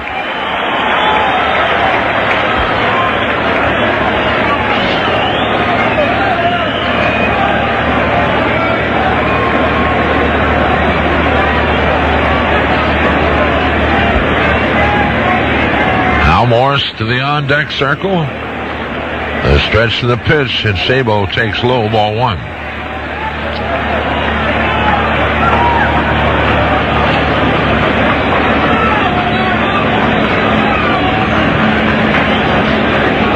Barry checking in with his catcher, Darren Fletcher. Okays the sign.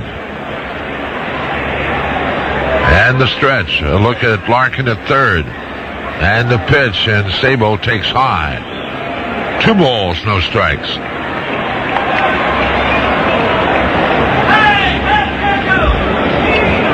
Reds leading it 2-1, but hoping to make it at least 3-1 with Larkin at third base and 1 out.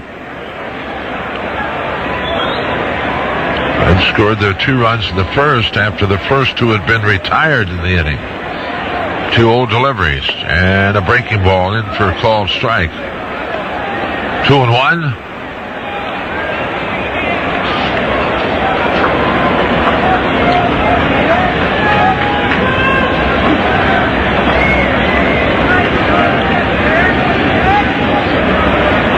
A 2-1. Swung on a line down the right field line. That is a fair ball. Sabo makes the turn. He's on his way to second. The ball is returned to the infield, and Chris gets his second RBI of the game, and the Reds lead it 3-1.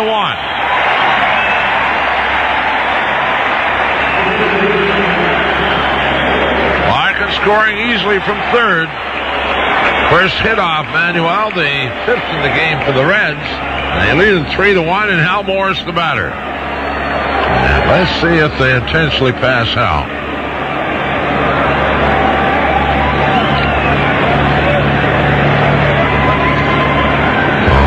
Doesn't look like they're going to intentionally pass Morris as Fletcher hangs the sign.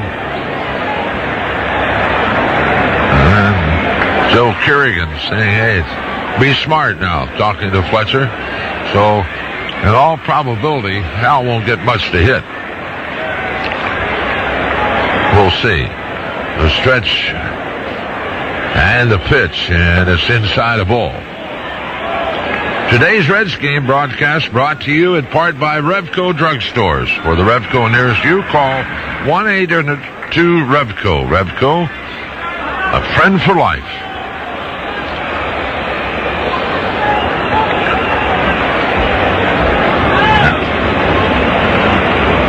Omar Dahl, a lefty, heading to the bullpen to start throwing. And a strike through the heart of the plate to Morris. 1-1. Mike Kelly on deck.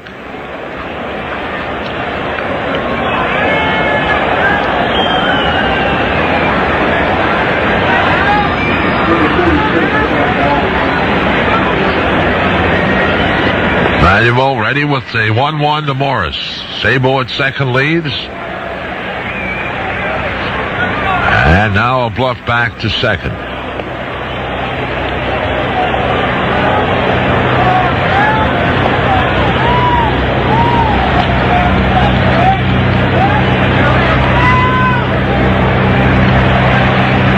Fletcher again hangs the sign.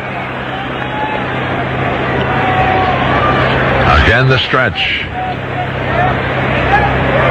And the 1-1. Morris swings and lifts it foul. Out of play to the left. A ball, 2 strikes.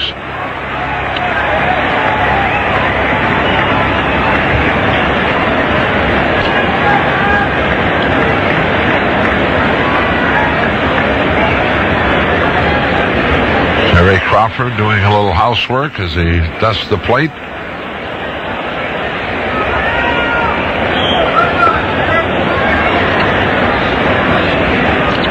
One ball, 2 strikes, 1 out. The Reds lead at 3-1. They've scored a run here in the inning, and Sabo's at second base. Mike Kelly on deck. Manuel sets. He delivers, and Morris swings and again fouls into the seats. Count holding at a ball, 2 strikes.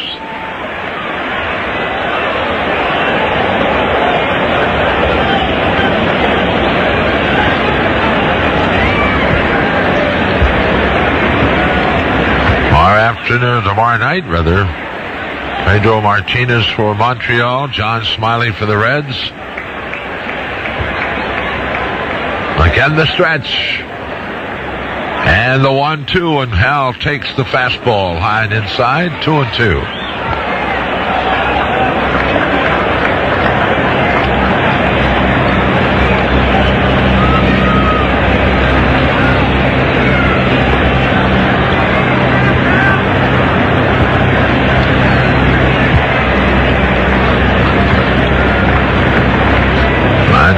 The break even to Morris. Hal takes high and a 3-2 count.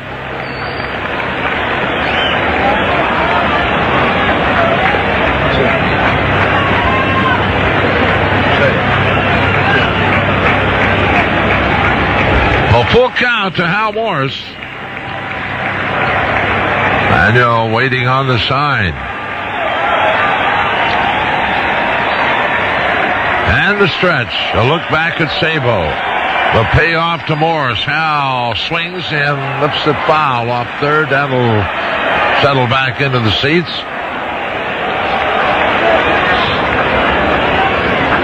A holds 3-2. A lefty throwing in the bullpen, Omar Dahl.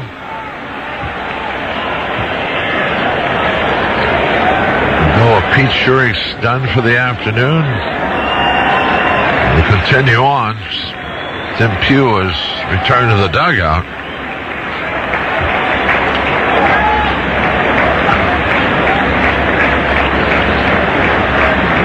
Morris settles back into the batter's box, and Darren Fletcher hangs the sign.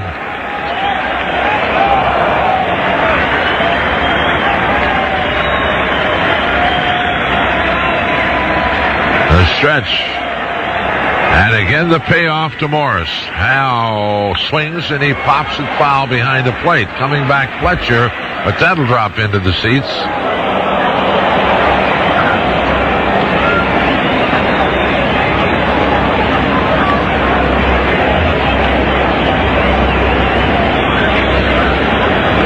TV's here this afternoon. Tom Browning. Somewhere. Can't find him. Can't find him.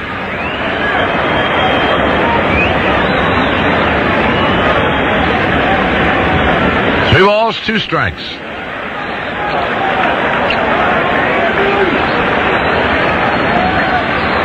Morris, 1 for 1 has walked, has driven in a run. Again the 3-2, and now it's bluff back to second with Sable going back hands first.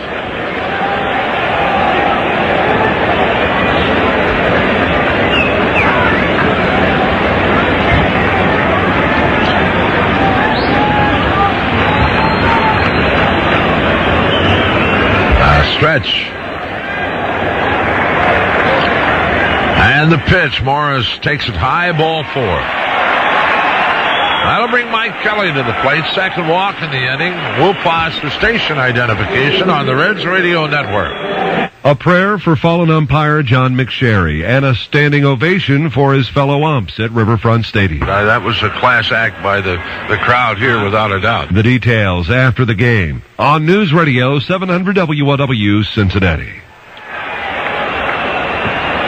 Joe Kerrigan back to the mound to talk with Barry Manuel, and Tim Pugh back to the Reds bullpen to start throwing. And I guess Ray figures they get to Pete Schurig, the bases could surely be loaded, and use a pinch hitter. A 3-1 ball game. Well, Kelly 0 for 2, a call out on strikes in the first, and a fly ball to left with the bases loaded in the third. Well, Manuel sets. Checks his runners, delivers. Kelly takes high, ball 1.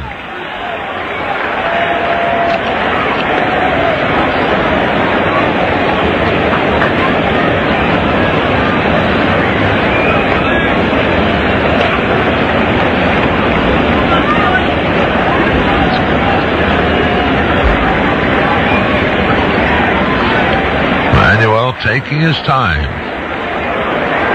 Still looking. Now he sets. Delivers the 1-0, and Kelly swings and pulls it foul off third. That ball bounding out into left field.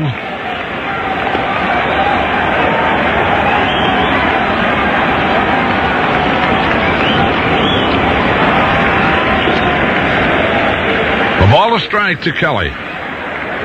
Joe Oliver on deck.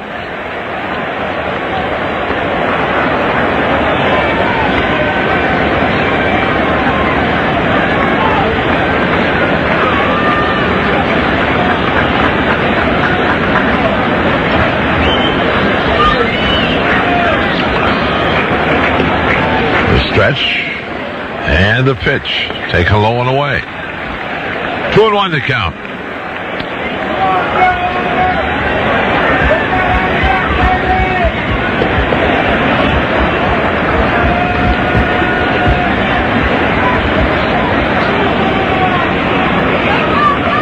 Mike Dyer, a right-hander, will join Dahl in the Montreal bullpen. I'll tell you one thing, Manuel is no big hurry. The 2-1, and just inside, and the 3-1 count to Mike Kelly.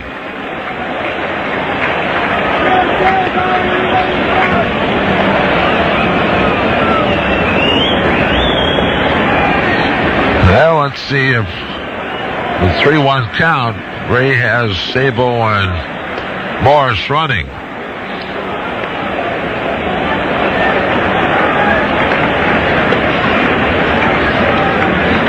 Manuel, looking at Fletcher, has the sign. He sets. And now a bluff back to second.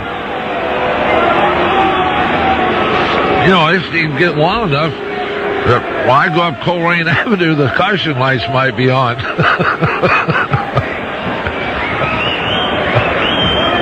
Oh, but that's all right. We're up 3-1. Again, the stretch. And the runners go. The pitch is taken, a strike. The throw down to third. Not in time, and they pull off the double steal. Mike Kelly questioning the call by Terry Crawford, but Sabo steals third. Morris steals second. Their first stolen bases of the year, and a full count now to Mike Kelly.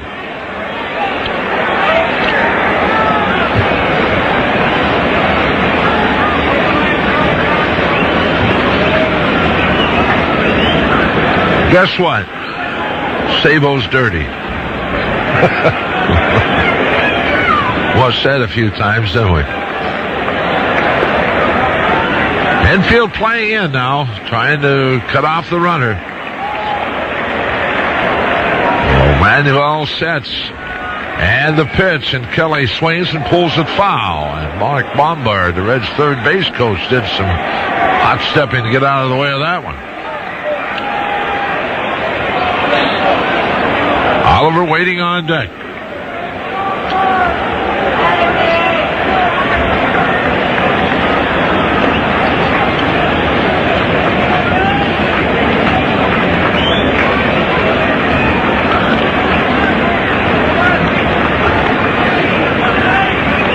Manuel Case is signed. And again, the payoff to Kelly.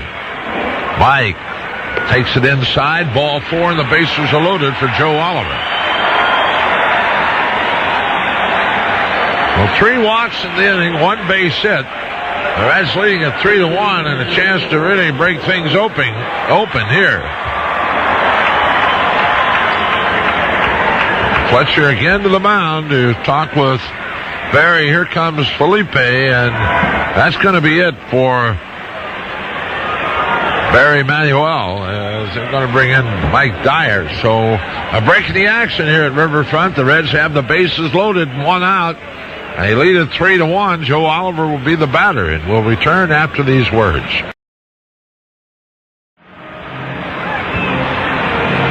Mike Dyer becomes the third pitcher used by Felipe Alou here in the ball game, a right-hander.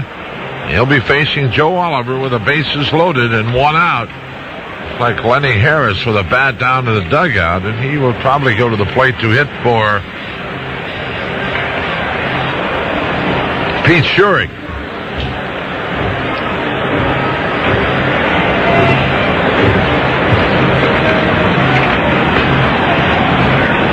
Mike Dyer, and Mike signed as a minor league free agent last year, 1994. Last year at Pittsburgh, 4 wins and 5 losses with a .434 earned run average in 55 games. Mike out of Fullerton, California, 6'3", 200-pounder, 29 years old.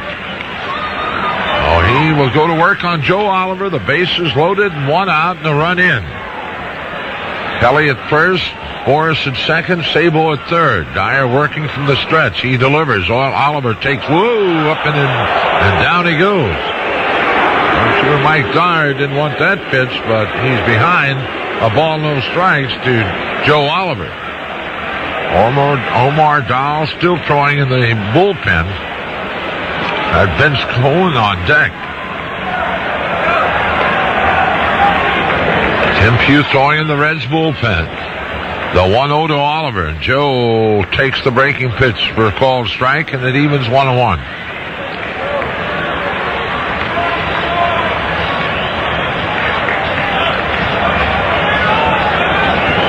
A ball, a strike to Oliver. Outfield straight away. The infield double play depth. Dyer delivers, and Oliver takes it under the knees. 2 balls, a strike. Current Reds with grand slams. Eric Davis 5, Chris Sabo 3, Brian Hunter and Eric Anthony 2 apiece, Lenny Harris and Hal Morris 1. And the pitch swung on and popped foul. That one coming back and just under the booth here at Riverfront, and a 2-2 count to Joe Oliver.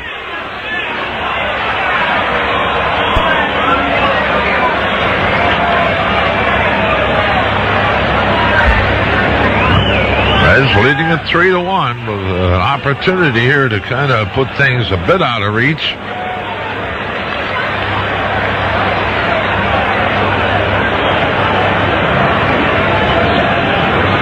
Dyer waiting on the sign from Fletcher. And the stretch.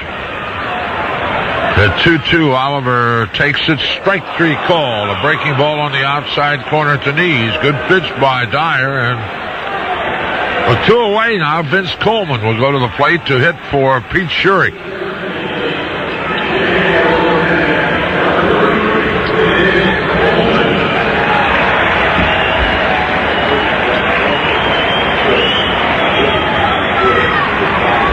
Pete Schurig works 5 innings, allows 5 hits, struck out 5, walked 3, and a 1-run and earned run.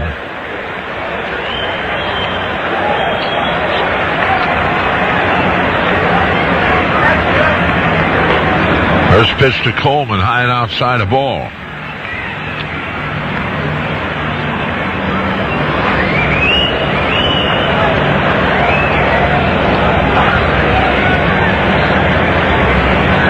Mike Dyer ready with the 1-0. Vince swings and lines it into left field. Alou shading his eyes from the sun. He has it. That's the inning. So a big opportunity for the Reds. Goes by the boards. They get a run, though, on a hit. There were no errors. 3 left, and after 5. Reds 3, Expos 1. Tim Pugh takes over on the mound for Pete Schurig. Pete, 5 innings of 5-hit baseball. Struck out 5, walked 3, and the 1 run and earned run. And he'll be facing David Segui. Pugh will. Tim last year 6-5 with the Reds with a 382 earned run average. That don't seem right. 5-4 with a 417. Pugh. Well, he goes to work on Segui, and his first pitch is taken up and away a ball.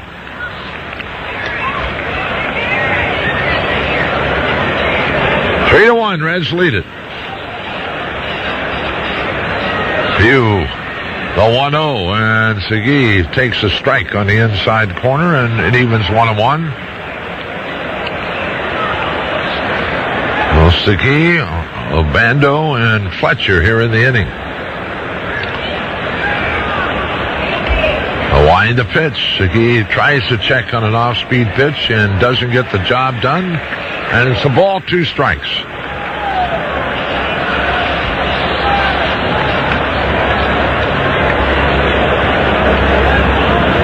Tim last year was 6-5 with the Reds with a 384 earned run average. He delivers, and that's swung on and bounced foul. Pugh last year started 12 games for the Reds, worked 98 1/3 innings, allowing 100 base hits. He struck out 38 and walked 32.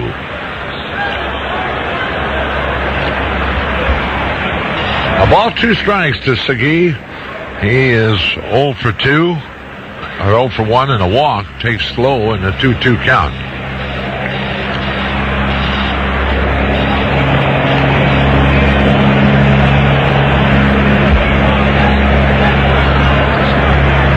Oliver hangs the sign.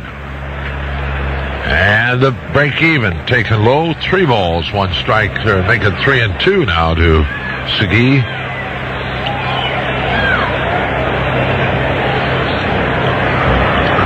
Want to walk the leadoff hitter. Pugh delivers the payoff. Segui swings and fouls. Went into the seats off to the left. Right now, the sun, the opening over the upper deck, the sun is shining through right on home plate. Well, it makes it a bit difficult for the hitters. A full count to David Segui, and again the payoff, and it's swung on and bounced right back to Pugh. Tim has it, goes on to Morris, and there's 1 away. With 1 down, Sherman Obando steps in. He is 0 for 2, has struck out and bounced to the mound, the right-handed batter.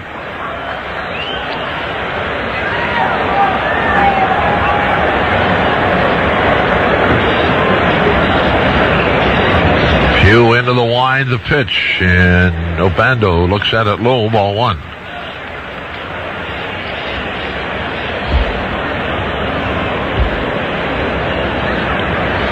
The 1-0 swung on, and that's lifted into right field. Reggie moving toward the infield, a couple of steps waiting on it, and they're 2 away.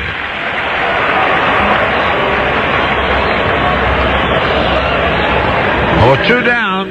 Darren Fletcher, the catcher, steps to the plate. 0 for 1 and a walk.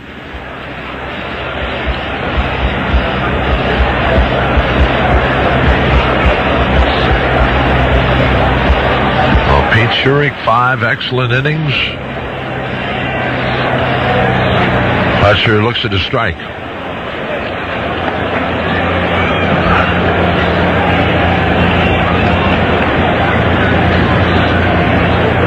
The pitch. Fletcher takes it under the knees.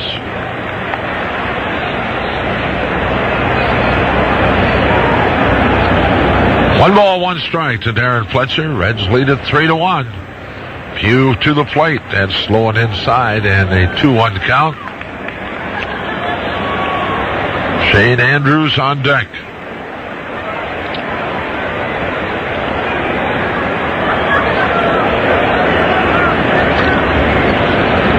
The 2-1 delivery. Fletcher swings and he grounds wide at first. Taken by Morris, underhanding to Pugh, and that's the inning. Well, Tim Gibson 1, 2, 3 in the middle of the sixth. It's the Reds 3, the Expos 1. Reds lead at 3-1 as they bat in the bottom half of inning number 6, the top of the order, and a pitcher throwing in the bullpen, Tim Scott. And the Montreal bullpen's loosening up. That'll be Eric Davis, Eric Owens, and Barry Larkin here in the 6th inning with the Reds leading at 3-1. Eric 0 for 3. He is grounded to second and has struck out his next 2 times up. Well, Dyer begins his first full inning of work. Came on to face Joe Oliver. Got him on a called third strike, and then Vince Coleman a fly ball to left to end the inning, the 5th that is, with the bases loaded. Well, Dyer the stretch and the pitch, and Davis takes it outside and off the mid of Darren Fletcher.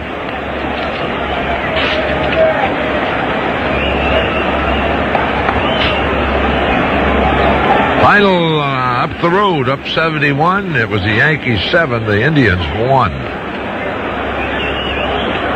David Cone, the winner in that one. Of all those strikes to Davis, LB's in the game, Derek Jeter. The 1-0, and Davis looks at a strike, 1-1. Derek Jeter off Dennis Martinez. Bernie Williams off Embry, and Big had a couple of RBIs. Paul O'Neill had a double. Yes. A ball to strike to Davis.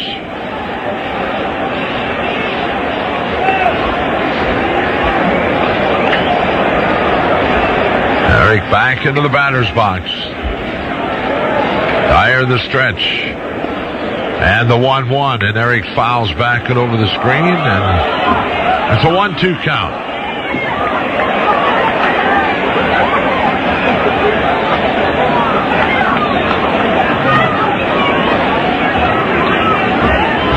Eric Owens waiting on deck. Jeff Branson is now on deck to hit in Owens' spot.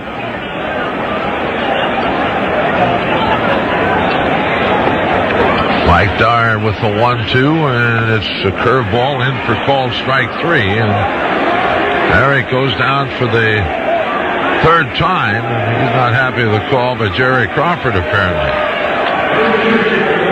Well, let's hear the Big One bonus card with outrageous savings on things you might need. Get yours from Burbank's Real Barbecue Restaurants, Ludlow Cellular and Paging, all trustworthy hardware stores, Trader's World, or any Cincy Shop location.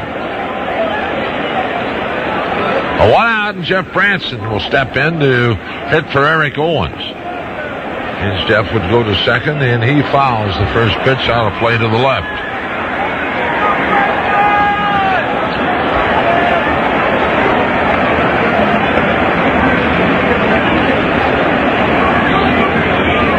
One. Now Fletcher out talking with Mike Dyer.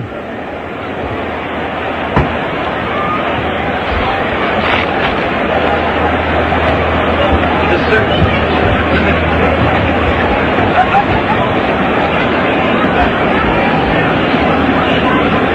Dining room. Baxter. 0-1 to count. Dyer works, and it's in the dirt. A ball to strike.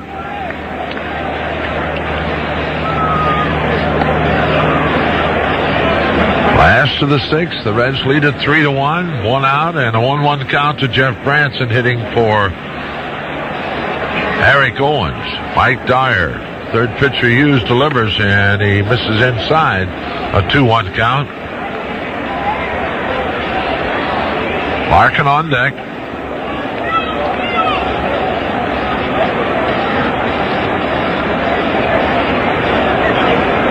Scott throwing in the Montreal bullpen. 2-1 to Branson, and Jeff looks at it, and it cost him a strike on the inside edge at the knees. Count evens 2-2.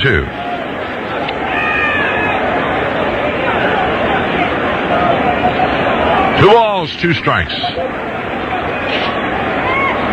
Reds have stolen 3 bases this afternoon. Larkin, Morris, and Sabo. Branson pulls it into right field, a base hit. Over to cut it off Obando, and he'll hold Branson to a single. Oh, Jeff hit that ball hard to right. First hit off Mike Dyer, and the 6th of the game for the Reds, and Barry Larkin to the plate.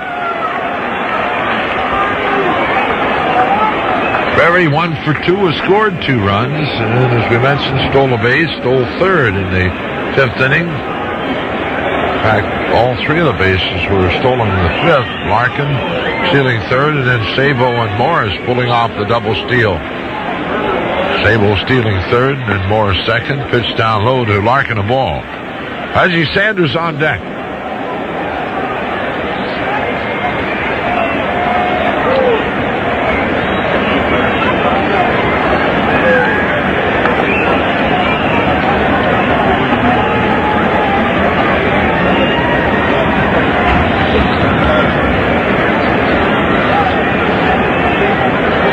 To the belt, will throw over to first, and good save by Segui. That ball wide to first.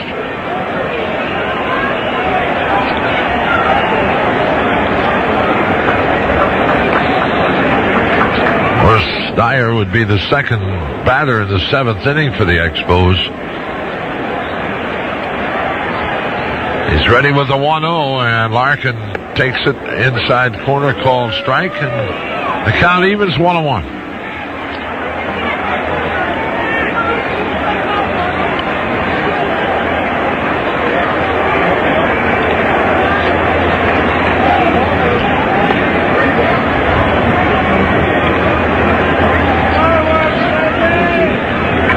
Ball a strike. Mike Dyer to the belt. And the pitch swung on, line foul in the seats off to the right. A ball, 2 strikes to Barry Larkin. I imagine it's a little difficult to see right now at the plate. The shadows down behind the second base, and then again that bright spot from the upper deck, and now between the plate and the mound. A ball, 2 strikes to Larkin.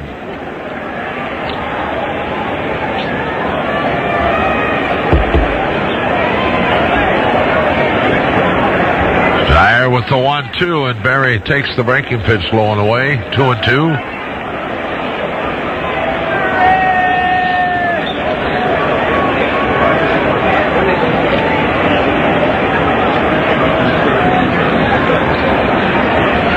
Two balls, 2 strikes with 1 out, and Jeff Branson at first base. Reds lead it 3-1.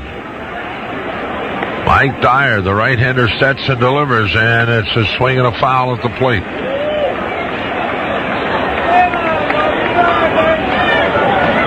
The count holds at 2-2.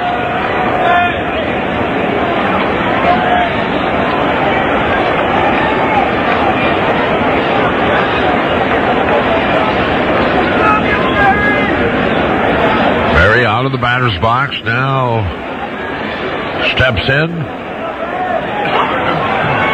Dyer looks to Fletcher, and the stretch, a check of Branson, and the 2-2, that's down low, and a full count to Larkin.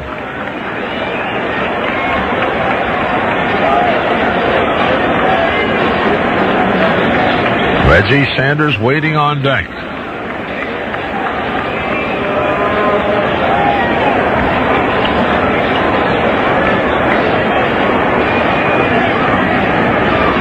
Stretch, and the payoff swung on and pulled down to third. Andrews backhands, long throw in the dirt, and all hands are safe.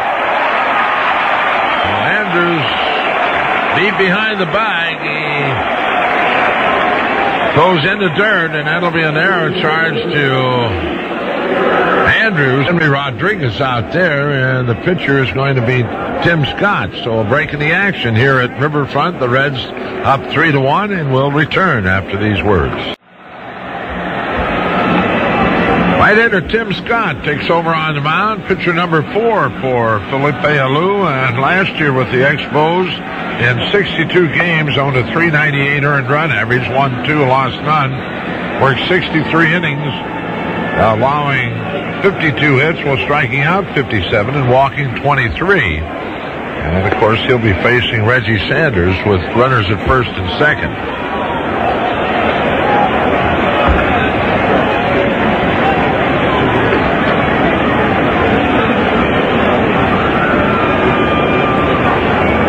Expos got Scott on June 23rd, 1993 from the San Diego Padres for Archie Sanfranco. There's pitches, fastball and curve. Well, he'll be working to Sanders. The Reds lead at 3-1 with 1 out here in the 6th inning. And Scott ready to go to work on Reggie. He sets and delivers, and Reggie takes a strike on the outside corner. Scott from Hanford, California. 6'2", 205 pounds.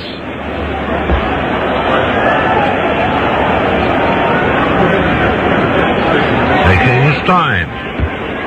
Now the stretch. And the 0-1, and Reggie swings and fouls into the upper deck, and an 0-2 count to Reggie Sanders. For Sabo on deck.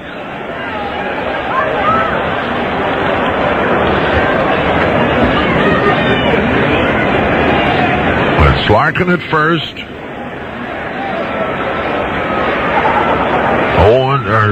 Branson rather at second base. Jeff singled for Owens. Tim Scott has the sign. He sets. And now Reggie backs away from the plate.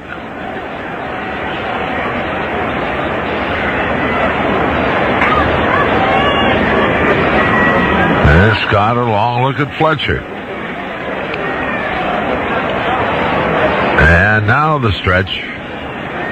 The 0-2 to Sanders, and Reggie takes it low and outside. A ball, 2 strikes.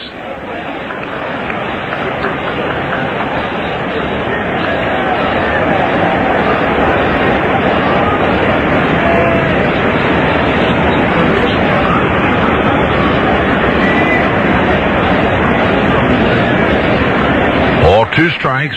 Branson leads at second. Larkin at first. And the 1-2.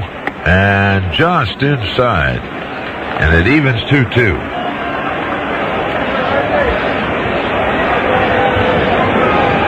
A 2-ball, 2-strike count to Reggie Sanders. Haven't had many hits in the game, but we've had a grand total of 10 walks. And the 2-2 to Sanders. Reggie swings and misses a good fastball, and they're 2 out. A high fastball, and Reggie took a hack at it. A strikeout for Scott, and with 2 away, here's Chris Sabo, and Sabo is 2 for 2 this afternoon and has driven in 2 of the 3 runs.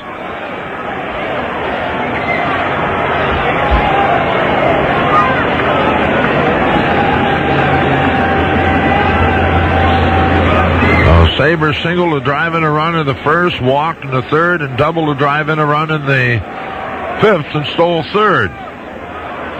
Tim Scott ready with the first pitch to Sabo, and Chris takes it a strike at the knees.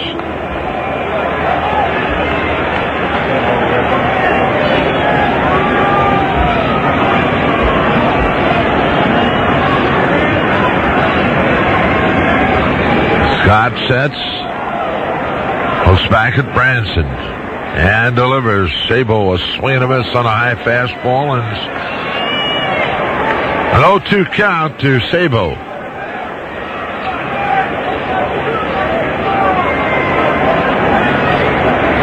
Jerry Crawford again dusting the plate, and now steps behind Fletcher, and Darren Fletcher hangs the sign, and Scott ready with the 0-2 pitch. Swung on, foul to the screen.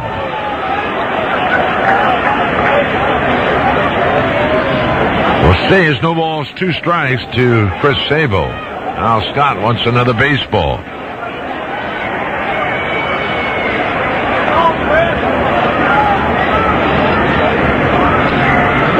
Outfield for Chris. Rondell White shading Sabo well around to the right, and Alou about straight away on left, maybe shading a few steps towards center. Here's the 1-2, and Sabo takes his swing, and he goes too far, and that's a strikeout. And that's the inning. The Reds get a base hit. There's a Montreal error and 2 left. And after 6, Reds 3, Expos 1. Move on to inning number 7, and to lead it off for the Expos, it's Shane Andrews, and takes a strike from Tim Pugh, and Tim back with the 0-1, and Andrews swings and misses, and a change up, quickly 0-2. Tim retired the Expos in order in the 6th. Henry Rodriguez on deck. He's at the 9th spot, and strike 3 called. So 3 straight pitches takes care of Shane Andrews, and with 1 away, Henry Rodriguez to the plate. Rodriguez, a former Dodger.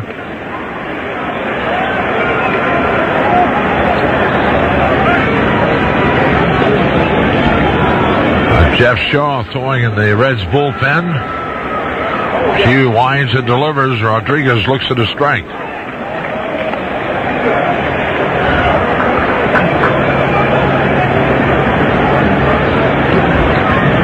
Here's the 0-1.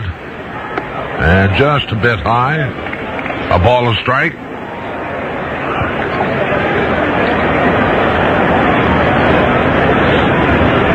Pugh delivers the 1-1, and Rodriguez checks on the breaking ball, and it cost him strike 2. A ball, 2 strikes.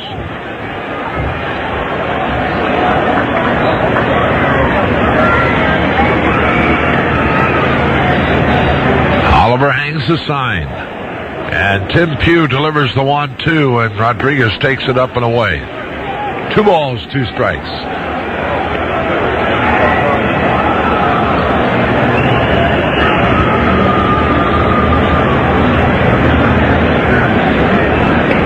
Break even on the way. Rodriguez swings and bounces it foul over to the Reds dugout.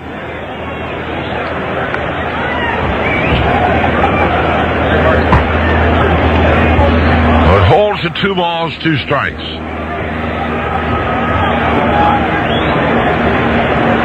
Again, the break even, and Rodriguez swings and loops it into center field, and a diving try by Mike Kelly. Can't hang on to it. That'll be a base hit. Looks like Mike did not get a good jump on the ball, so that'll be a base hit for Rodriguez right off the end of the bat. And the batter is Mark Gresolani. It's the 6th inning of the game for Montreal. Jeff Shaw loosening down in the Cincinnati bullpen. He, of course, is a former Expo.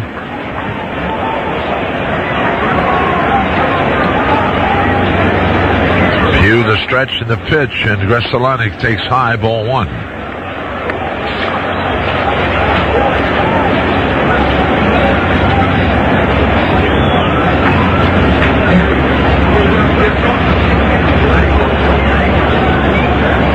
Sets and delivers. Gresolani clips one into center field. Kelly drifting back. They're waiting. He has it. 2 away.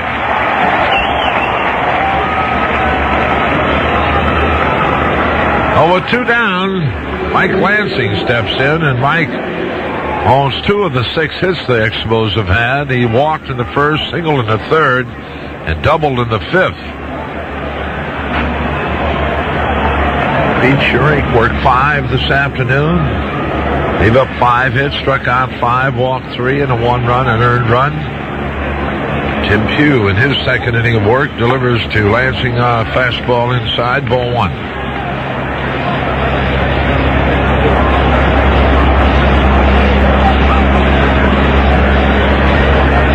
Rodriguez at first leads. And the pitch taken for a called strike. 1-1 to Mike Lansing.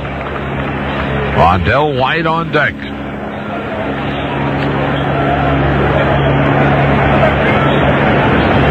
Pugh with the 1-1. Lansing swings and pulls it foul. That one lined over the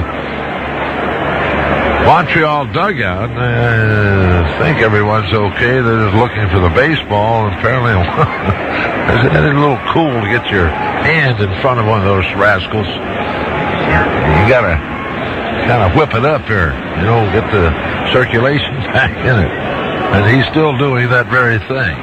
1 ball, 2 strikes to Lansing. And Pugh works. Check swing. Strike 3 called. And a good job by Tim Pugh. He gets his second strikeout of the inning. And they go in order, or I should say they strand a base runner, a base hit. And in the middle of the 7th, it's the Reds 3, the Expos 1. Reds bat in the bottom half of the 7th. And it'll be Hal Morris leading it off, followed by Mike Kelly, and then Joe Oliver. The Reds lead it 3-1. Hal has driven in one of the 3 runs, been on all 3 times up. Single to drive in a run in the first, walked in the third, walked in the 5th, and stole second on the back end of the double steal by he and Sabo. Chris stealing third. Had a right-hander throwing in the Montreal bullpen.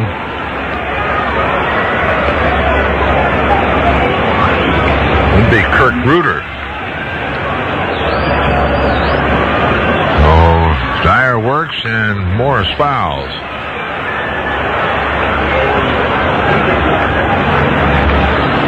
It looks like Kirk Reuter throwing down in the Expo bullpen.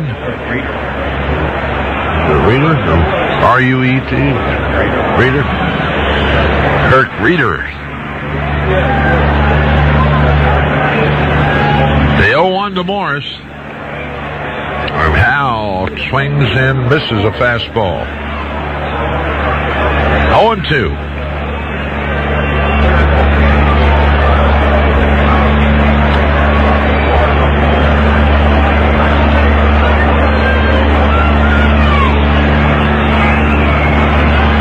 Dyer ready with the 0-2. And Morris takes it high. A ball, 2 strikes.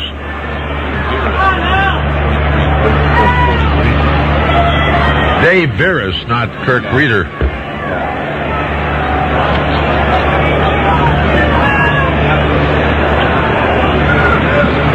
Dyer ready with the 1-2.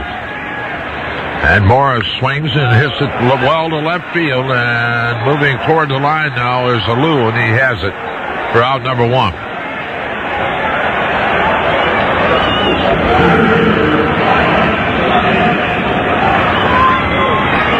I'll bring Mike Kelly to the plate. Mike 0 for 2. He was called out on strikes in the first. A fly ball to left in the third. Walked in the 5th.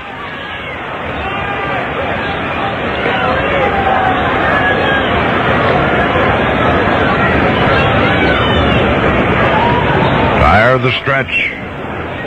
And the pitch. Strike called.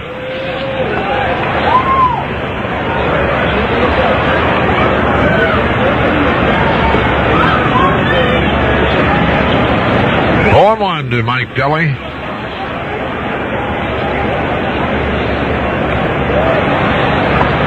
Dyer ready with the 0-1. Kelly swings and misses a good fastball and a 0-2 count.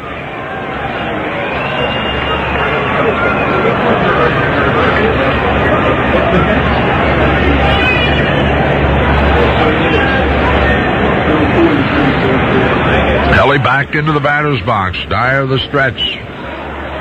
He delivers the 0-2 and it's swung on and fouled back into the upper deck.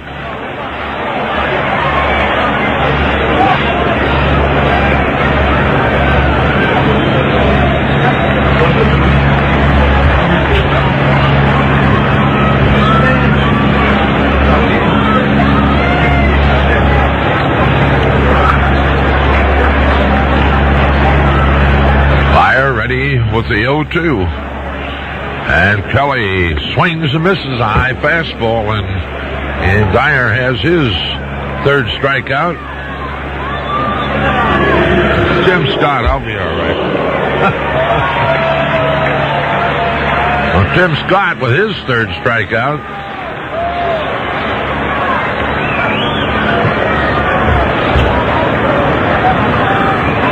Two out, and Joe Oliver, the batter. Joe 0 for 3. Scott ready and delivers. Oliver swings and grounds to third. Andrews backhands a long throw across to Segui, and that's it for the Reds in the seventh as they go on order. And after 7, Reds 3, Expos 1. Move on to inning number 8. The Reds lead at 3-1. Each team with 6 base hits. The Expos have committed 3 errors. It'll be Rondell White to lead it off, and back with the action. Here's Marty. Thank you, Joe. White today is 1 for 3. He's driven in the only Montreal run. That was on an infield hit in the 3rd inning. And the first pitch from Tim Pugh is taken high ball. Pugh has turned in 2 fine innings. He's allowed a hit. He has struck out 2. They got Jeff Shaw throwing in the bullpen. And White takes a strike. It's even at 1-1 on the right-handed batting Montreal center fielder. Here's Pugh's 1-1 offering and a swing and a miss. Bad news for the New York Mets. Bill Pulsipher, who was expected to be one of the rotation pitchers and a young man blessed with a lot of outstanding talent, faces season-ending surgery on his left elbow. Here's a ground ball to third. Sabo makes a pickup, and the throw in time. 1 out.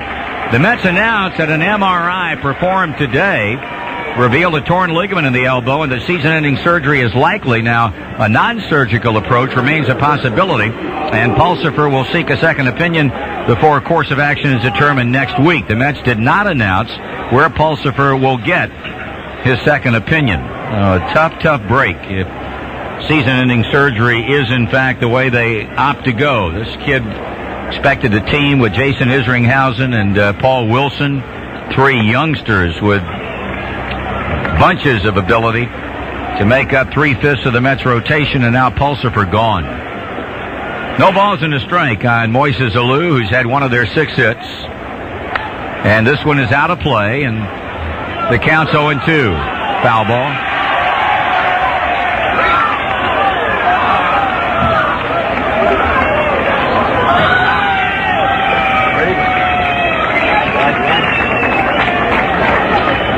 Two strikes and nothing to count on Alou. David Segui on deck. Tim Pugh checks in with Oliver and zings it plateward, and it's chopped foul.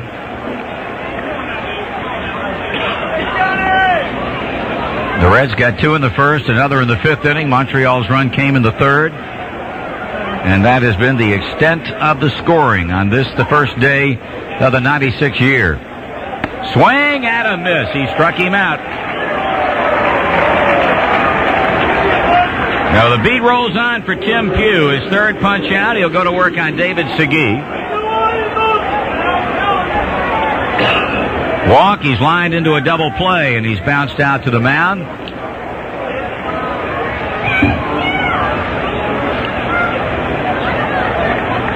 Segui making Pugh wait before finally settling into the batter's box.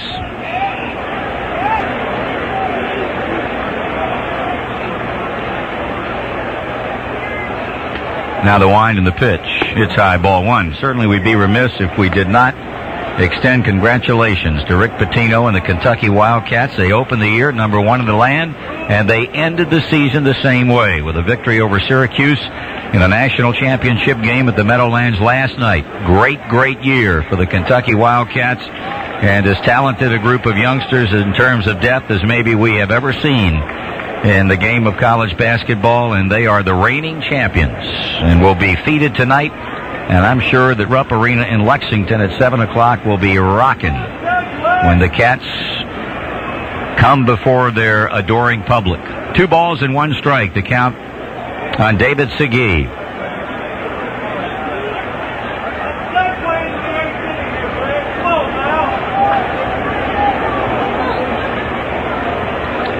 Tim Pugh wheeling and dealing. The left-hand batter takes a strike, 2-2.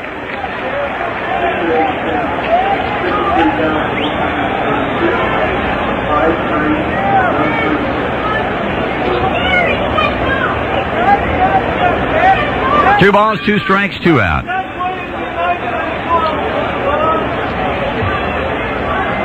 Pugh kicks and he throws, and it's fouled off. 53,136 tickets sold for this game. 53,136. Of course, not nearly that many actually in the ballpark, but they go on tickets sold, and for the first game of the season, that's what it was, 53,136.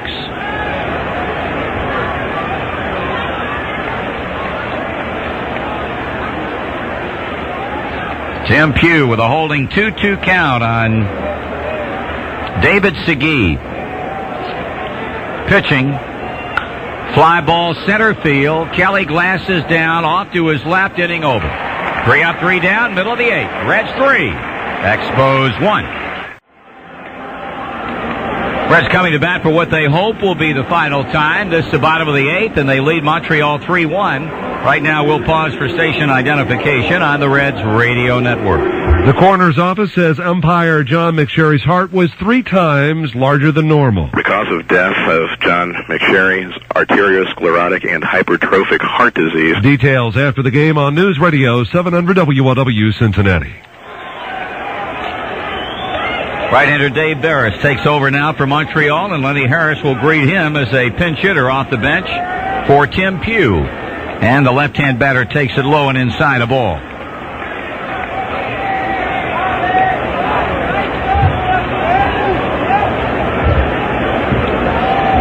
One ball and no strikes on the veteran infielder, and the pitch is high from Barris. Tim Scott an inning and 2/3. He retired 5 in a row, and 3 of them he struck out. Marcus Moore is now throwing in the bullpen. Harris lines it into left center field. That's in there for a hit. Gets by the center fielder, but backed up by Alou. But he'll not be able to keep Lenny from going to second base with a pinch double.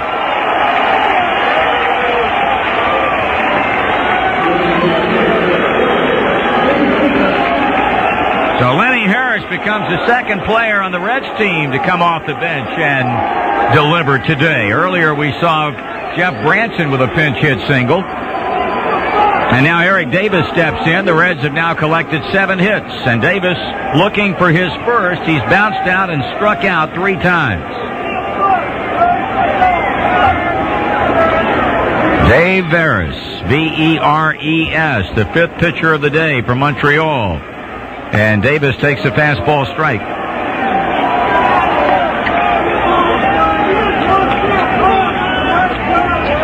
Three runs on 7 hits for the Reds. 1 run, 6 hits, 3 errors for the Expos.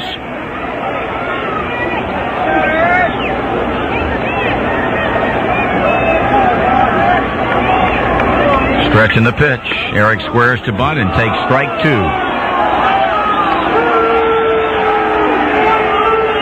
He has had a tough first day back.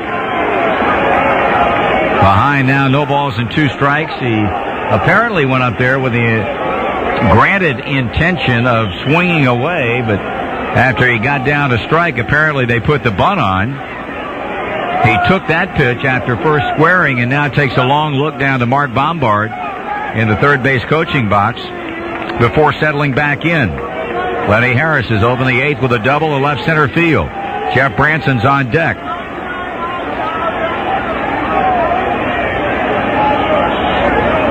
Barris with a slow come down to the belt and onto the plate. And Eric fouls off to the right. The starting pitchers are the pitchers of record. Pete Schurig pitched 5 innings of 1-run ball. He's in line to secure the victory and pin the loss on Jeff Passaro. That's all, of course, assuming that the bullpen can safely put Montreal away in the top of the 9th, and Marcus Moore will be the man who will attempt to do that. Reds would love to add another run, however, along the way.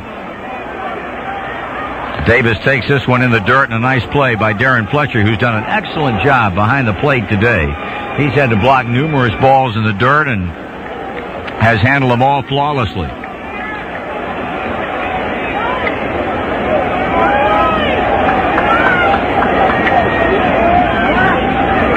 As Joe has said so many times, you can't go undefeated unless you win the first one. Lenny Harris taking the lead out at second.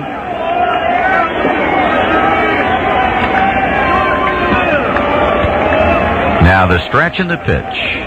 Whoa! He drops Davis, kicking up the dust at home plate as he came hard up and in, did Barris.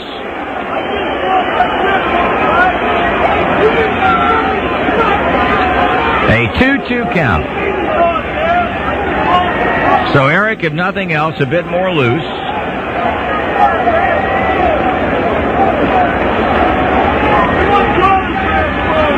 Harris back to studying the sign. Davis, a straight-up stance in the batter's box, waiting on the 2-2 pitch, and here it comes. He misses away. It's ball 3, and the count is full.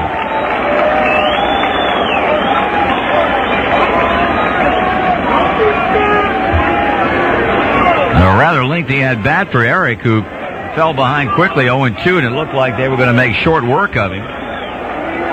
But since that time, he's fouled off a couple of pitches. Barris has missed away and in, and now he's ready with a 3-2 pitch. Checks Lenny Harris at second, deals. Ball 4.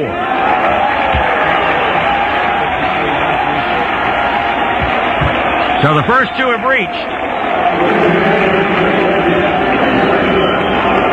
And now it'll be Jeff Branson, who had a pinch hit single in the 6th inning when he batted for Eric Owens and stayed in the game to play second. That is the 8th walk, count them 8, allowed today by Montreal pitching. Fasaro walked 4, Barry Manuel 3, and now Dave Barris issues his first. And after a meeting at the mound involving Fletcher and Barris and Andrews, the third baseman, they go their separate ways, and Branson steps to the plate to hit. Batting 1,000 on the season. Got that nice ring to it. Runners leading at first and second. Stretching the pitch. Branson bunts but foul off the third base line. Strike 1. Come on.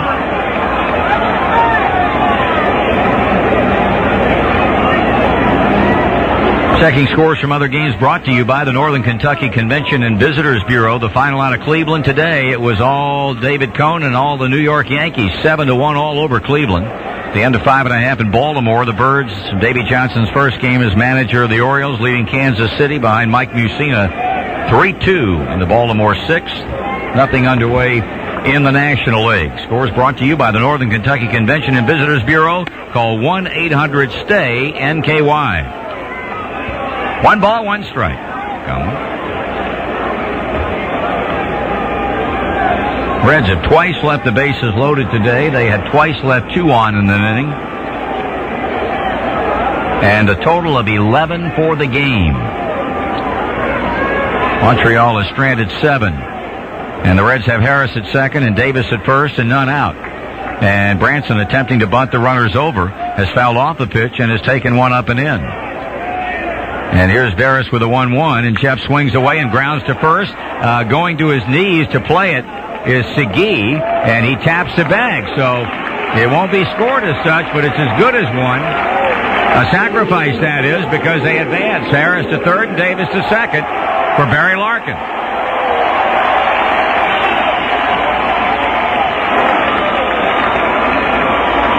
Yeah, David Segui fielded that ball right in front of the bag and slipped down on his knees. Then the ball just dribbled out of his first baseman's mitt, precluding any chance at all of maybe getting a force at second. And he just tapped the bag to retire Branson, and so now Larkin will attempt to do his thing again. He doubled and scored in the first, bounced out in the third, walked, stole a base and scored in the fifth, and reached on a throwing error in the sixth. A hit now could just about blow this game wide open, or you would certainly think so. Barris will work from the stretch, and he pitches. And it's a breaking ball strike on the inside.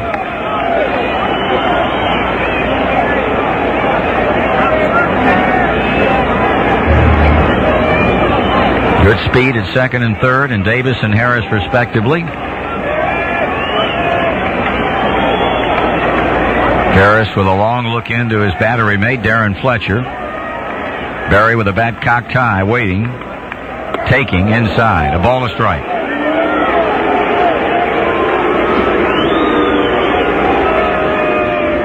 In the ninth inning, the Expos will have a pinch hitter for the pitcher, Darren Fletcher, and Shane Andrews due to bat. They had F.P. Santangelo on deck when the eighth inning ended upon Segui's fly ball to center. So we'll see if, when this inning ends, if Felipe Alou will have Santangelo up to lead the ninth off against Marcus Moore. Berry checking on the pitch inside, ball two. You know, we talked with Ray Knight on, I guess, the pregame show before the Ohio Cub game Sunday. Berry, of course, was left behind because his daughter had been exposed to chicken pox, and Berry had never had it before, so as a precautionary measure, they left Berry behind. Ray and I talked about what an unbelievable work ethic this guy has had throughout his career, never more evident than this spring. Swing and a miss. He made the trips, he played the games, he got the at-bats in, he took extra hitting. And while it's easy to say that it should be that way, not often or not all the time is it. When you come off the kind of year Berry had in winning an MVP award last year, it's an indication of the man to work as hard as he did in the spring. Inside, ball three.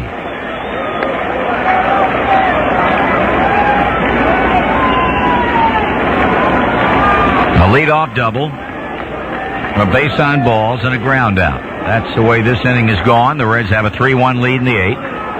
Infield in all the way around, and Dave Veras has gone 3-2 now on Barry Larkin with Reggie Sanders up next. Here's a payoff. And strike three called, and I think Larkin knew it. Barry caught looking. Big strikeout for the Montreal pitcher, and now he'll tee it up against Reggie Sanders with two out.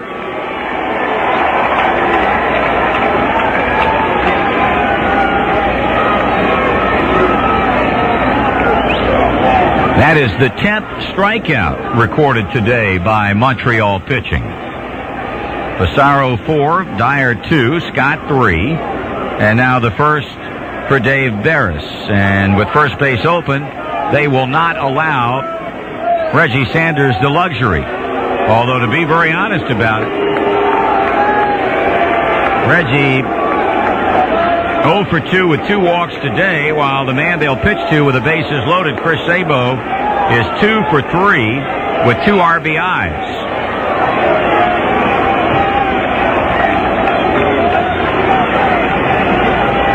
This will be the first intentional walk of the game.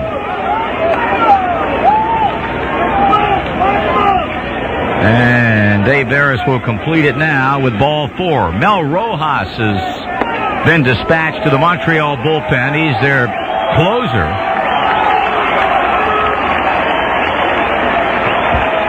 And now Fletcher meets Veras about halfway.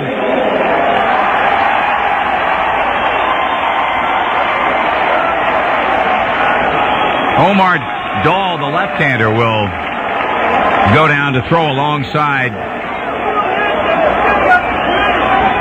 Rojas in the bullpen. Chris Sabo, single RBI in the first, walk in the third, single RBI in the fifth. He stole a base and was called out on strikes in the sixth. Ball 1. What better way to begin a new baseball season than a 3-hour-plus game? You understand me? I know Seg is thrilled to death. He's talked about it all day. I hope we have one about 3.5 hours long. Here's the 0-1 pitch. That's high, ball 2.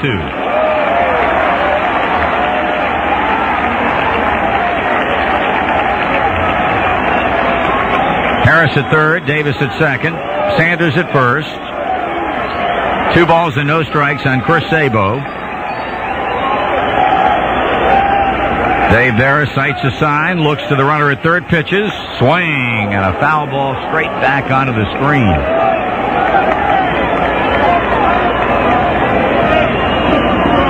Rojas Dahl, a right-hander and a left-hander, getting ready in the bullpen.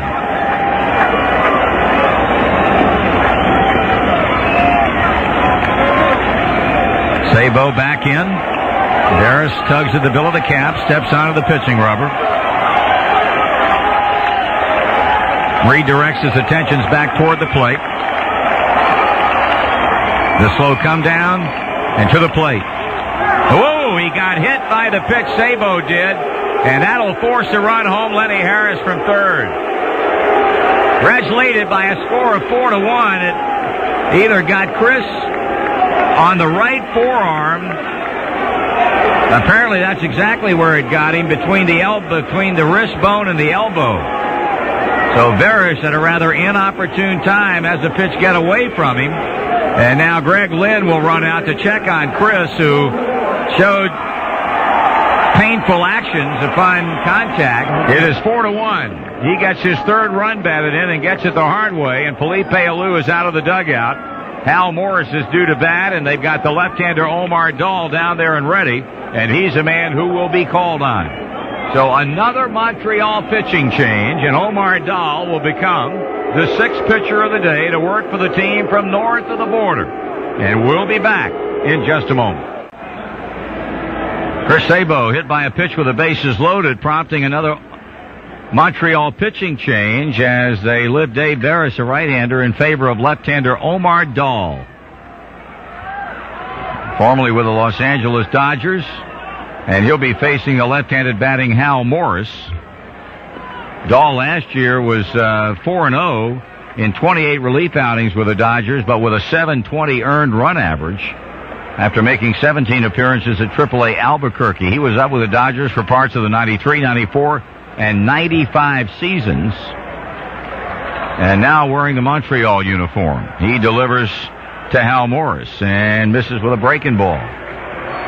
He was acquired by the Expos in December for minor league pitcher Rick Cleland.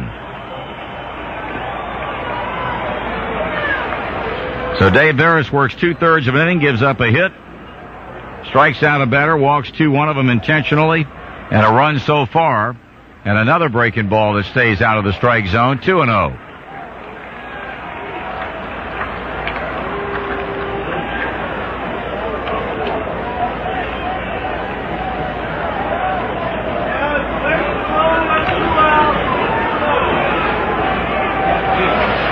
Another meeting at the mound between Darren Fletcher and the pitcher.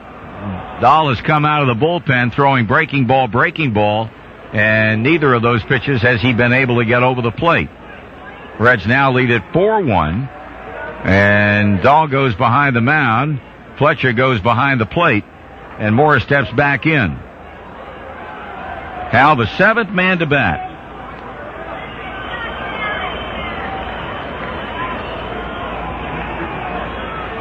Waiting on the 2-0 delivery, Hal Morris, and here it comes, and it's a strike. Went with a fastball and got it over on the inside part of the plate. Gummel.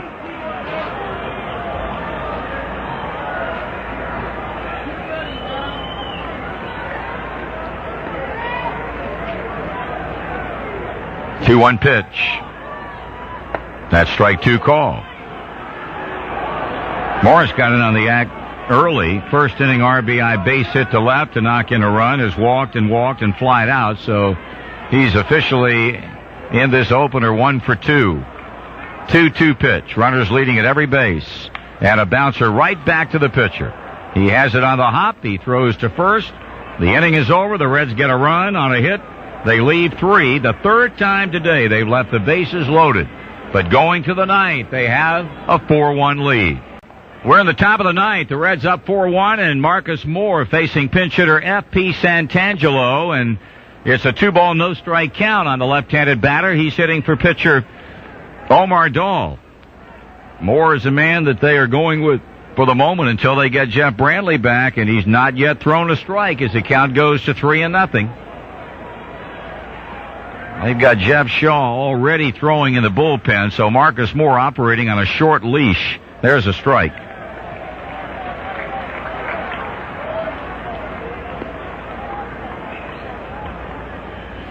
Three and 1 the count with Darren Fletcher on deck. And strike 2 call. I'll tell you, if this kid could pitch well in the short time he's going to be in this role, it would do unbelievable for his confidence. Swing at a miss, and he comes back to strike out Santangelo.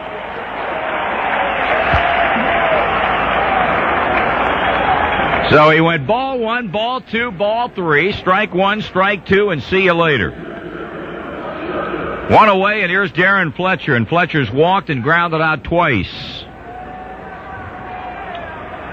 Well, Ray Knight and Don Gullett tried just about everybody in that closer's role over the course of the month-long spring schedule, ball 1, and nobody was able to take the bull by the horns and say, hey, I can handle it. And so now they go to Moore, who, honestly, when the spring game started, was not even considered a candidate for making this pitching staff.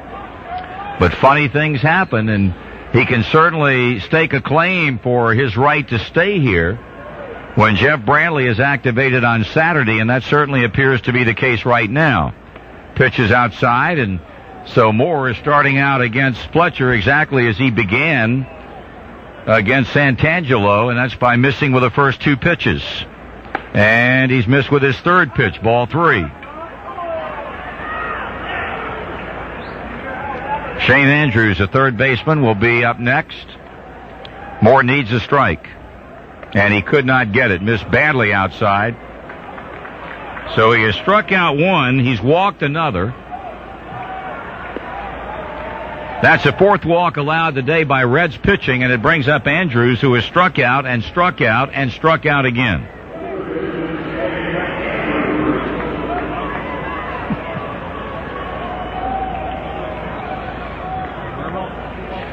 He is, of course, 1 punch out away from the golden sombrero.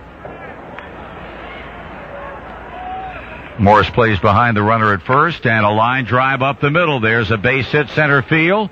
On to second base goes Fletcher, and after a strikeout to the leadoff batter, a walk and a single. And Montreal trying to stir the pot up. And we'll see if Ray Knight will give Marcus Moore 1 more batter. It'll be Henry Rodriguez, a left-handed hitter. He was part of a double switch in the bottom of the 6th inning and remained in the game to play right field. Ray standing with Don Gullett, 1 foot on the top step. But he's going to hang with Marcus Moore right now as he goes to work on Rodriguez. 2 on, 4-1 the Reds in the ninth. Rodriguez waves at the first pitch. He is also a former Los Angeles Dodger.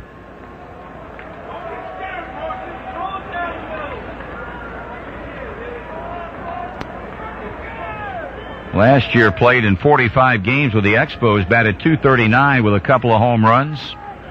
Reds infield looking for the ground ball, the pitch.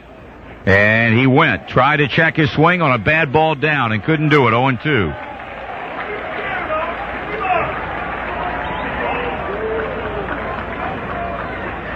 So Moore getting a breather as he goes back behind the mound. Now comes back on top. Mark Gressolonic, the shortstop and leadoff batter, is on deck. And Moore in the driver's seat now against Rodriguez. After pitching from behind to the 3 previous hitters, he's jumped ahead of Rodriguez. And a foul ball back to the screen keeps Rodriguez around. 4-1 Cincinnati in this opening game of the season. The Reds and the Expos have each collected 7 hits. Montreal's defense at times betraying them today. They've committed 3 errors. Jeff Shaw as ready as he'll ever be in the event that the Reds find a pitching change a necessity. Just missed with a fastball, and not by much. Pitch away from Rodriguez, close enough to allow him to think about it. Little flinch, but he held back, and it's a ball and 2 strikes.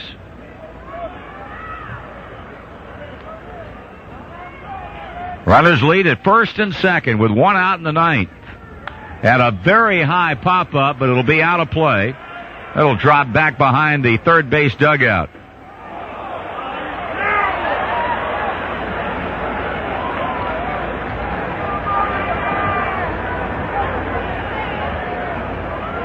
It was 1 week ago today, as a matter of fact, that Marcus Moore, actually 1 week ago tomorrow, last Wednesday against Houston, that Ray Knight brought Moore in a saving situation in the ninth inning at Plant City, gave up a home run.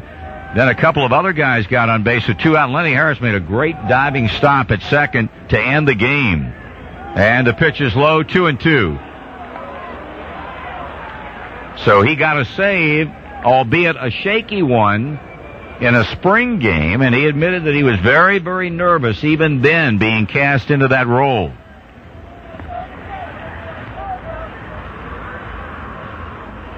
Fletcher at second, Andrews at first, the 2-2 pitch, and Rodriguez hits a high pop-up. That's on the infield around third. Chris Sabo steps to foul ground, comes back to fair territory, and he makes a catch for the second out.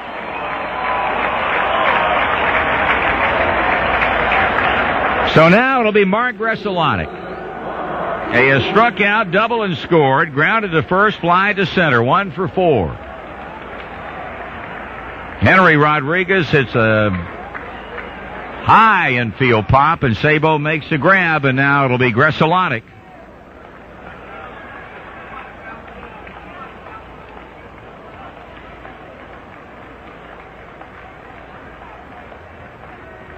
He steps to the plate. Last year he had Reds pitching at a 367 clip. He fouls it off. This was his favorite team in the league to hit off of. When you consider that against the league he batted 245, but against the Reds he hit 367 and had his only home run of the season. An early season bomb at Olympic Stadium. Marcus Moore jumps out in front of strike. Checks the runners, pitches, and he's in there at the knees for strike 2 call. He has never had a save in the major leagues in 56 previous games, all with the Colorado Rockies, but he's a strike away, a pitch away from doing it right here. 2 strikes and nothing on Gresalonic. Oliver sends out the sign, and Marcus Moore sends in the pitch, and it's a foul out of play off first and back into the seats. He got into 27 games in 93 with the Rockies, 29 in 94. Last year was at Indianapolis and Chattanooga, where he went 7-1 in 43 total appearances and had 3 saves. But never has he chalked up one in the big leagues, and he's 1 strike away from doing it here. He's cranking it up again. The 0-2 pitch. Ground ball hit to third. Sabo up. He's throwing to first, and this one belongs to the Reds. Marcus Moore gets the job done in the ninth, and the Reds win their first game of the 96 season, defeating Montreal 4-1. We'll be back in just a moment. His first game as a manager in the major leagues when it counts, and his team comes out a winner. Final score 4-1 as they defeat the Montreal Expos. The winning totals, 4 runs, 7 hits, no errors, and a whopping 14 left for Cincinnati. While the Expos had a run on 7 hits, 3 errors, and left 7. Pete Schurig pitched 5 innings of 1-run ball to get the win. Credit Marcus Moore with his first big league save and pinned the loss on Montreal starter left-hander Jeff Fassaro. Game 1 down with 2 remaining in this series. More about game number 2 coming up tomorrow night in just a moment. 7:35 tomorrow night, game 2 of this 3-game series as the Reds send out left-hander John Smiley, and Montreal will counter with right-hander Pedro Martinez, originally scheduled to pitch the opener yesterday. They opted to go with Fassaro today after the cancellation yesterday, and so Martinez, a right-hander who throws hard. Good stuff. He'll get the ball tomorrow night. We'll be on the air with the pregame shows on most of these same stations at 7:05. Stay tuned. Joe's up next. And once again, the final score in this, the first game of the season, the Reds 4 and the Expos 1.